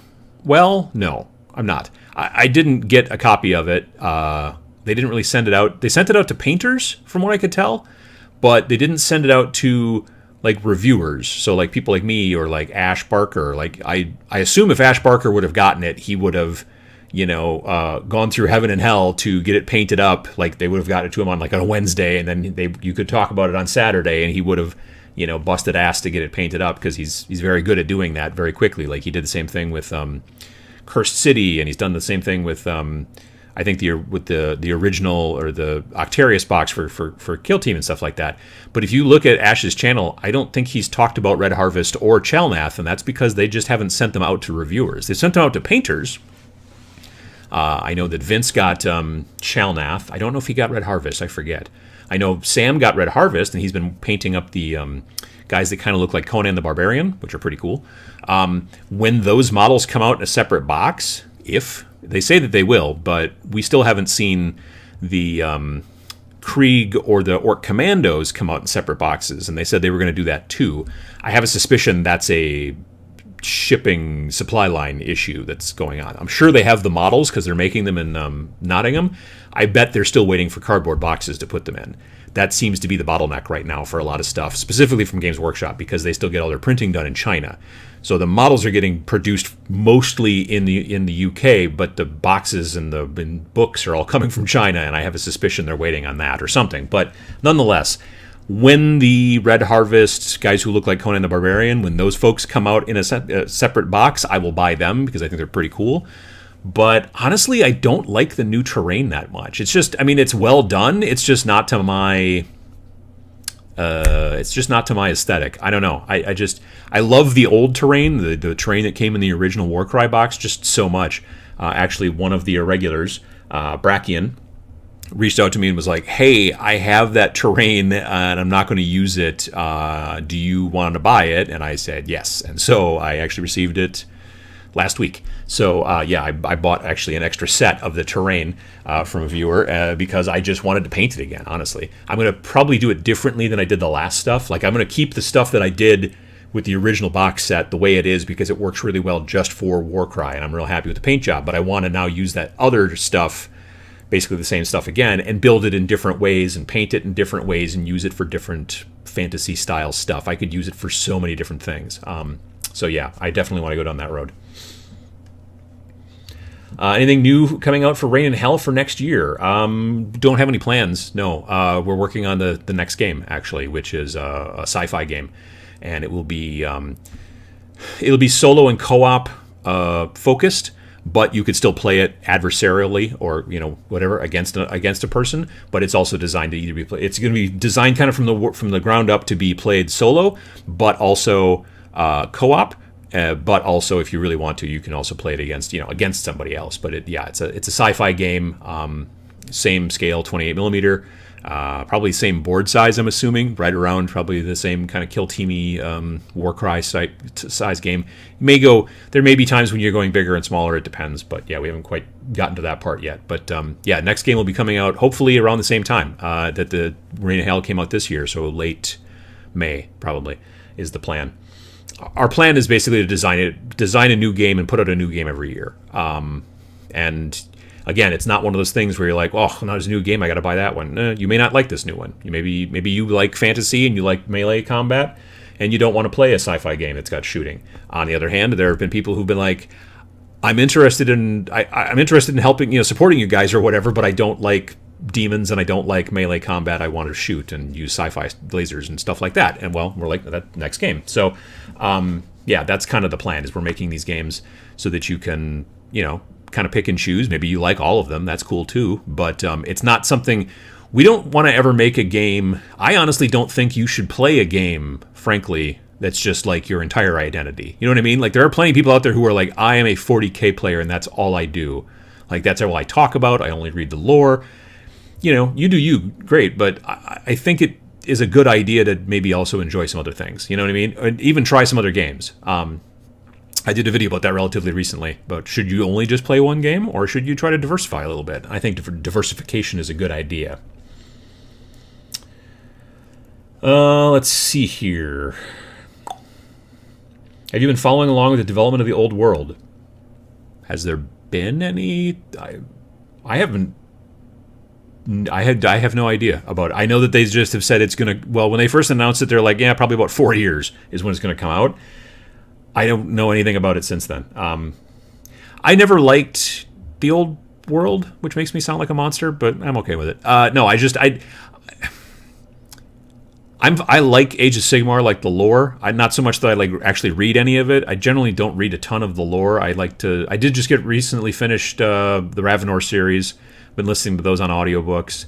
I had done the Eisenhorn series again just before that. I've listened to both of those multiple times. I think I originally read both of them like with my eyes initially, but since then it's been all audiobooks because then I can paint at the same time. But yeah, I don't know. I should probably try to poke my head into some of the lore for Age of Sigmar, but I never was interested in playing Warhammer Fantasy because I don't like square bases and I don't like rank and flank, so that's why I never got into it. So Old World is probably not going to be for me if they kind of stick in that same area. So, but yeah. Let's see here.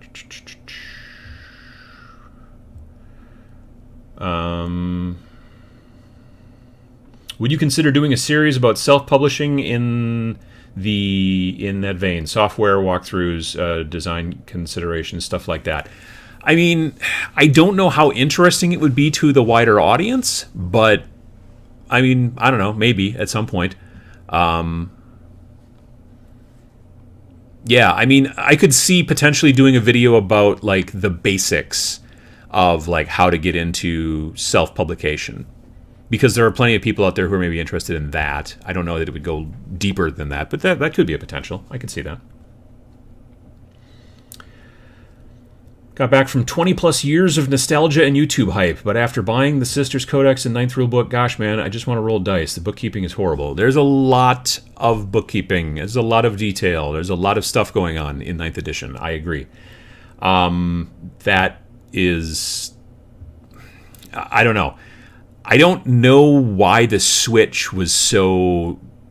like 7th edition 40K was... where I was like, no, I'm out. I'm not doing that anymore. It's too much. And then the 8th edition came in and I was like, oh, well, this is better. I like that they kind of simplified things and they kind of streamlined things, and that's pretty cool. And then Kill Team came out and I'm like, oh, actually I like this a lot, even better more. And then I kind of stopped playing 8th edition. And then 9th came out and I read it and I was like, whew, man, there's a lot of that. Well, I'm going to keep playing Kill Team. And then Kill Team changed and it got even more dense, in my opinion, and all that kind of stuff. And I was angry about the compendium and all that jazz. And so Warcry has been good. Warcry, I think a lot of people look at Warcry and go, this game is really simple. And I'm okay with that. It's not stupid simple, you know what I mean? But it is definitely not one of those games that's like you've really got to sit there and be like, ugh. Because it's designed to be played... Like, sure, you can sit down and play a quick game. Sam and I have sat down and played games that took half an hour. You know what I mean?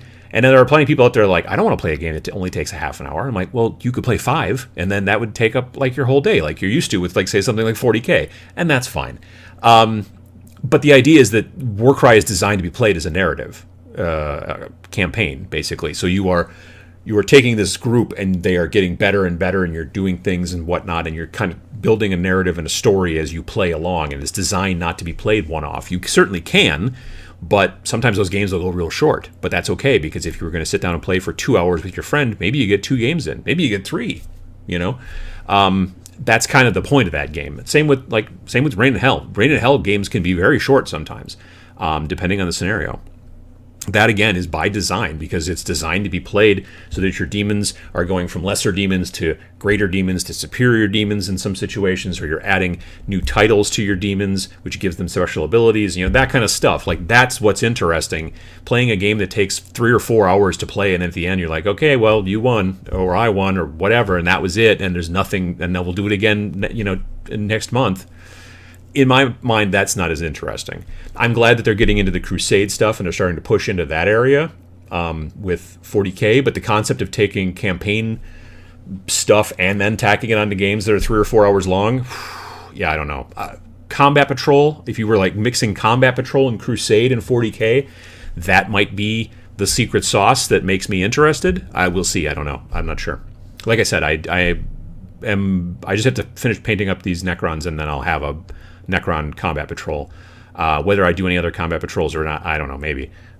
We will see. Wife discovered Battle Sisters at the FLGS the other day. Now I'm building and painting them to get them start rolling some dice with me. Well, that's pretty cool. Yeah, one of these days, my wife and I are going to sit down and play some Warcry. I don't know. Like, holiday time is not great, because she's like, today she's got a bell choir concert. She's in a like the big bells, like ding, ding, ding, ding. And she's in a not a church group, but it's like a community group, and during the holidays is kind of their jam, so she's been real busy lately. I feel a need to roll dice. Missed the last 2 weeks of Gaslands because of timing. Yeah, timing, especially around the holidays, it can be a real problem.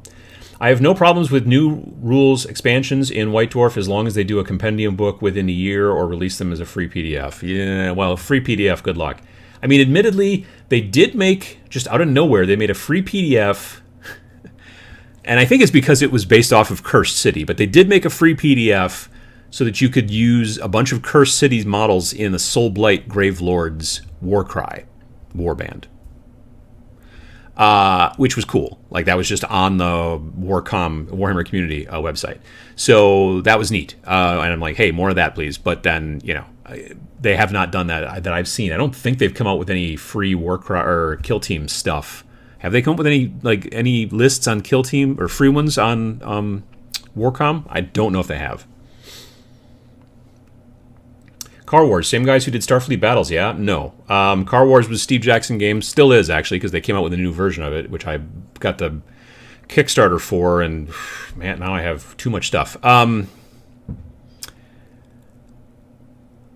Armadillo Design something or other, or Amarillo Design something. I forget exactly. Starfleet Battles was another company. But it was either Armadillo or Amarillo, something like that, design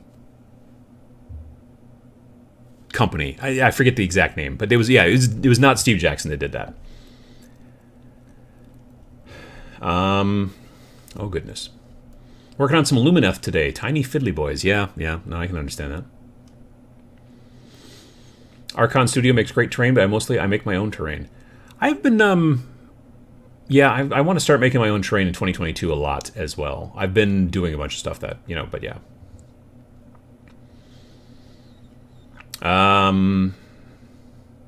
ADB wasn't called ADB until the late 80s, and SFB was was it Amarillo or Armadillo? I forget now. Design Bureau, is that what it was called? I don't know. By the way, Adam, what 3D printer do you have? I have a Elegoo Saturn, but I have not set it up yet.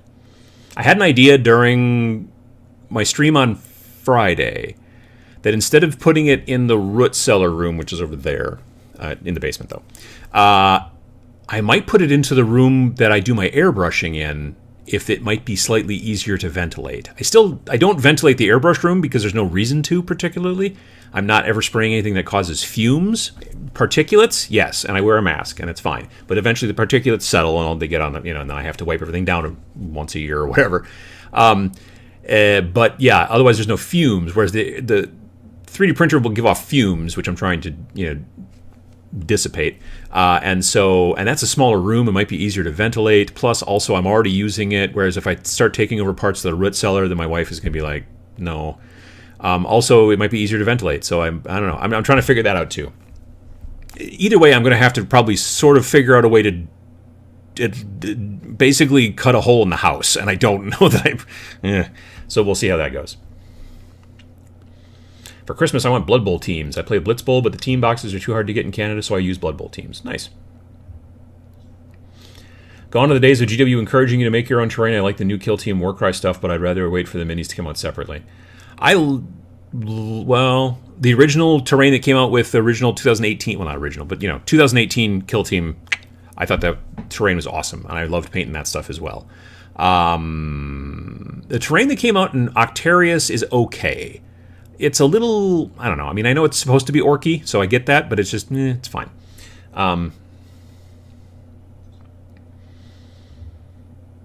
Let's see here. I'm about to pass 50 models built and painted this year. Nice. Disappointingly, only half my goal for this year. Might get another dozen completed by New Year. There's always next year. That's true. That's true. You are a monster, but we love you anyway. I appreciate that. Let's see. Listening while I finish up a Rogel Dorn model I have for a commission paint. What's your overall most played tabletop skirmish game? In general, probably it was Kill Team 2018. Although lately it's been predominantly just Warcry. I'm working on models and terrain and stuff like that for to really make interesting stuff, and I want to make content for. I've played some Planet 28, but I want to be able to do Space Weirdos, like maybe even do some, I don't know, maybe narrative type battle reports or something fun like that. So I'm working on terrain for that. But lately it's been mainly Warcry. Brent says Warcry is the best GW game in years. It's all capitals, years. I don't disagree. I like Warcry a lot.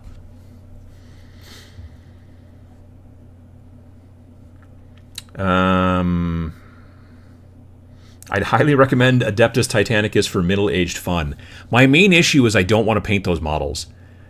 I've seen them painted so well, and I'm like, I can't do that. That's not I don't. That's honestly the thing that keeps me out of it, and the fact that I actually played a demo of it and I kind of didn't enjoy it. I don't know what it is. I'm not saying it's a bad game. I'm saying it was not to my liking. I know plenty of people dig it, but there was just something about it that I'm just like, it's not. No, I don't know. 5 parsecs is shorter combat time. Half the game is in the pre-battle and post-battle campaign play. Lots of Stroy to be had here. Stroy? I don't know what Stroy is. Oh dear. Price barrier kept me from getting Adeptus Titanicus. Yeah, it's also not cheap.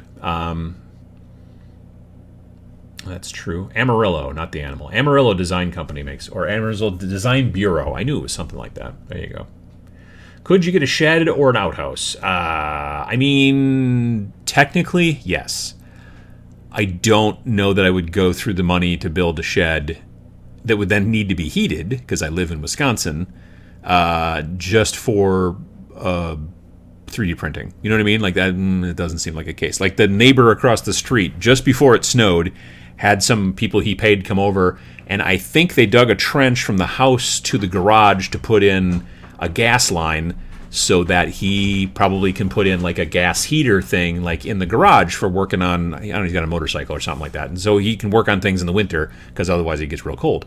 And luckily they did it just before the snow came. So, but that's probably not cheap. And that garage is already there. So trying to figure out a way to like, we couldn't heat our garage because it is,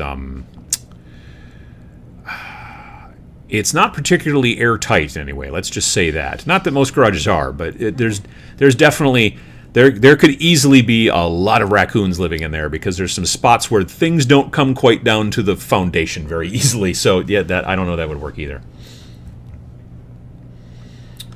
Saturn has a filter. You don't really need to vent it. I thought you had an FDM printer as well. I don't have a working one. I have an old one that I think I need to get rid of. It's a old. It was made by. Well, it wasn't made by Monoprice. It was sold by Monoprice and called a Monoprice printer, but I think it was actually a Wanho, I believe is the name. Duplicator, something like that. It's, yeah, and I haven't used it in a very long time because it stopped working properly, and I'm not super good at like going and figuring out how to make it go. And it wasn't a big enough name like Ender. Like you can go, there's so many Ender, like, you know, 3D printing groups where you can say, hey, I'm having this trouble. The Wanho stuff I wasn't able to find too much, so, you know, there's that too.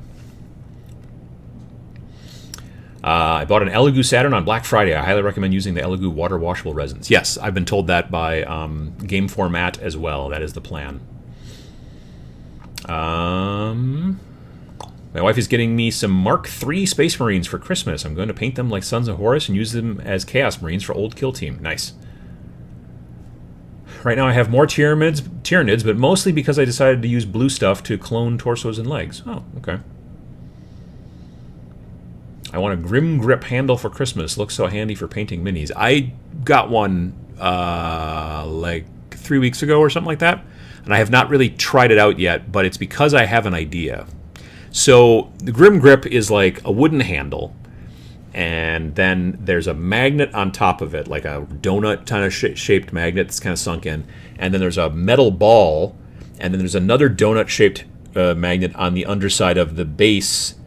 So basically the idea is that you can, because of these two magnets attached to this metal ball in the middle, you can swivel the head around anywhere you want. So you can hold it like this and paint like that, or you can hold it like this and paint like that, whatever. But the top of the like wooden part that you're then supposed to generally use like poster putty or something like that to stick the model onto the head, that disc is made out of metal on top of the piece of wood. I don't know if I'm explaining it very well, but look up Grim Grip. It's 2 M's, Grimm. Grip, which maybe has 2 P's, but I don't know if it does or not. Anyway, long story short is I want to take the head off of a Games Workshop handle and then attach magnets to the bottom of it so I can just put it onto the top of that Grim Grip and then not have to use poster putty and then just have a little pinchy bit and then right down there. So I'm trying to figure out the best way to do that. I was originally like, well, I'll just glue magnets to the bottom of the thing, but the reason you can take the head off of the old GW handles is because they are screwed together, and there's a quarter 20 in there. So I'm thinking about trying to screw in something and then put the magnet on there, or I don't know. I'm trying to figure things out. But because it's metal, you wouldn't even need to glue it. If I was able to figure out a way to like solder or weld a short quarter 20 screw to a metal disc, and then just put a couple of magnets in there, the metal disc would stick to the other metal disc because there would be magnets in between, and it wouldn't matter on the polarity. I think it's a good idea. I just need to find something just right. I'm not quite there yet. When is Game 4 coming back? With vaccination at full speed in America, I think we're at a stage where it would be useful to rebuild our player networks. We're working on it. It is, frankly, it's a side business for us. It's always has been. The company that makes Game 4 is the company that I work for. It's called Milk Can. But our main business is working for other companies. We make software, websites, apps. We do SEO and digital marketing and all kinds of junk like that. And we've been working with more and more tabletop gaming folks. As a matter of fact, we've worked with Battlefoam. We've worked with Renegade Game Studios, who makes a lot of board game stuff. We've worked with the OP, or the OP. It used to be called USAopoly. We did a companion app for them recently. They made a Cuphead, the video game. They got the license for that, and they did this thing called the Cuphead Fast Rolling Dice Game, and you need a timer, and then you kind of get the score together at the end, and they tell you in the book how to do all that. Well, we made an app for them, with them. They paid us to do it, that is basically got the timer built in, everything looks like Cuphead, and then at the end you can just punch in like, oh, I had this, and this was the boss, and blah, blah. And then it will give you your grade, so you don't have to do all the math yourself and all that kind of stuff. So, yeah, we've been doing that, and that's what pays the bills. Game 4 is a side project, and we are in progress and working on it, but it's not our priority, unfortunately. And, yes, things are getting better with vaccinations and stuff in the United States, but not everywhere else. And the app's always been pretty global. So one of the things we're planning on doing is the first thing we want to do is we're going to release it, I don't want to say in pieces, but kind of in pieces. instead of just waiting until we get everything rebuilt and then go, okay, here you go, and that can take a long time, if we can set up different modules and kind of put them out individually, not as separate apps, but like update the app and then put in just the game store finder so that you can at least start finding game stores if you do get to do some traveling and stuff like that again. And then update that game store finder, because we had probably the most comprehensive list of tabletop gaming stores in the world. We had 6,700 game stores in our database when the pandemic hit. So we want to rebuild that database and get things rolling that way. But then eventually we'll do the probably looking for players and like the actual and so it'll come in pieces. But that's the current plan. Initially we were like, it's going to take a long time for us to get this entire thing, and then we were just like, we don't need to do it that way. If we change the design a little bit, we can make it so that pieces go up, and every time there's an update, there's a new feature. Like maybe it would be store finder is the first thing, and then maybe convention finder, because that's a relatively low-hanging fruit as well. So there's that kind of stuff.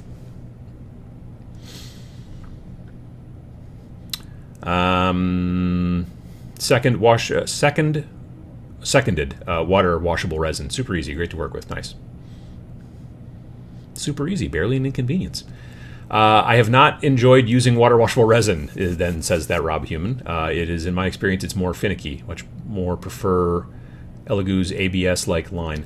The Elegoo water washable resin, game format has printed me a whole bunch of stuff on it, and I've had good luck with all of it.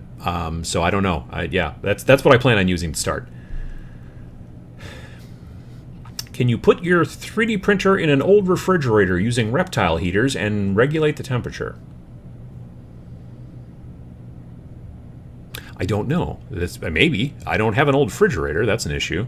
Yeah, I don't know. I guess I hadn't thought of that, but maybe. I don't know. Would it start a fire? I don't know. I have no idea. I'm hoping for Rain in Hell and a Demon Leader from CreatureCast. Like for Christmas? Nice. I love how the new Battletech minis don't fall apart if you look at them wrong. Well, that's helpful. Let's see here. I got a Bane Blade. I'm going to magnetize it to put Orc stuff on it for a Battle Fortress and Crusade, but still use it as a Bane Blade as well. Going to stretch this hobby dollar as far as possible. That's always smart. I think it's a good idea. I'm in the U.S. and things not getting better here. Lots of COVID spread, lots of vaccination happening. Yeah, no, you're not wrong. We're seeing a lot of, not a lot of vaccination happening. Yeah, there are places where there's a lot more vaccination than others, and yeah, no, I know what you mean.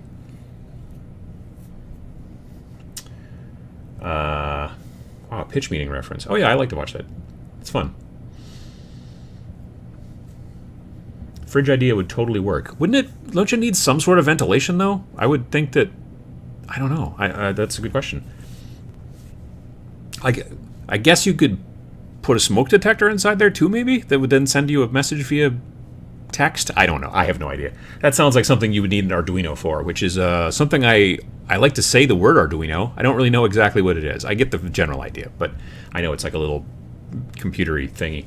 But yeah, Arduino. You can build a very simple enclosure to vent fumes from airbrushing and 3D printing using an exhaust fan and foam core. You point the exhaust fan hose out of a window. The airbrush room doesn't have a window, though. That's the downside. Yeah, but like I said, I could make one. Sort of. I don't know. Well, I'll figure it out eventually.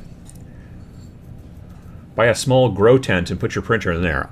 My idea was originally to do that even in the root cellar, but I still would need to ventilate it out. Like the basement windows, there are two, meaning like there's the outside window and the inside window. Initially, I thought there was just one window, and I could just replace this pane of glass with like a piece of MDF and put a vent on it, like on a dryer and all that kind of jazz.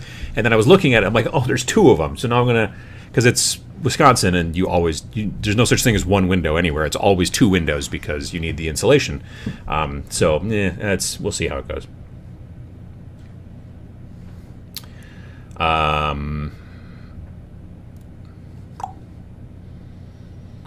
Let's see here.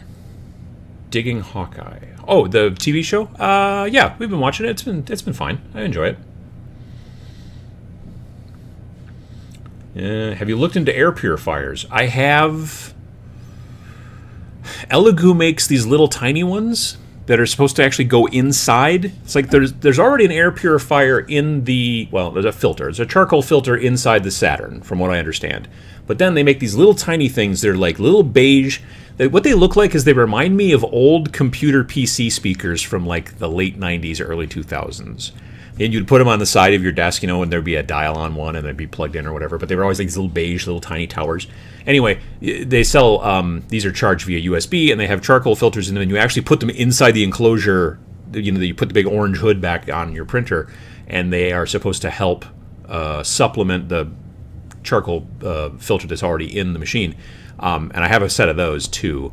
But yeah, no, the grow tent thing might not be a bad idea too, because I've also heard from folks that temperature is important, and in the winter, you know, our house is heated, Lord knows, but the basement is still generally always colder. Like right these days, like we set the thermostat up here to around 67, 68, and it usually is okay. But right now I was looking, well, not right now, but I was looking at the temperature in the basement not that long ago, like last night maybe, and it was like 63.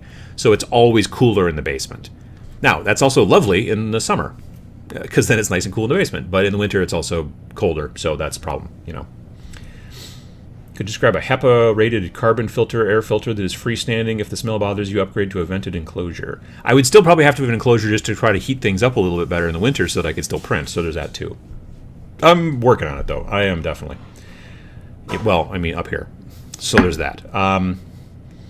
Let's see here. Right now, main project right now is Khorne, Chaos Space Marines for 2nd edition 40K. Spent hours last night building current Nurgle Marines because reasons. Sure, there you go. Sure, absolutely. Texas temp be 80s in December. Yeah, see, we don't get that here in December. No, definitely. We, although, like I said, for some strange reason, this coming Wednesday, it's going to be like nearly 60, or going to be 60. Let's see if our weather app, what they say. I think it still says 60 for, because it updates. Yeah, no, Wednesday is 60, and Thursday is 60. So that's going to be a mess, because the snow is going to be all, but, you know, whatever. Hopefully the basement won't get damp. Still have a dozen of the old metal Plague Marines from the 90s. Another sign of a lack of self-control.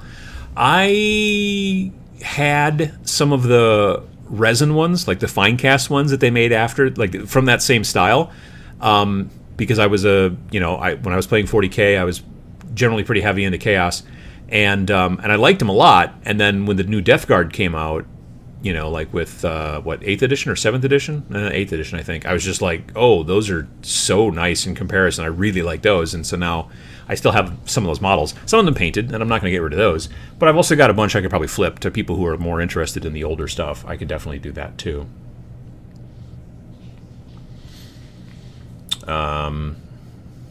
So yeah. As I build out my enclosure, would you like updates on any of the hurdles I come across? See if it's something you might want to tackle too.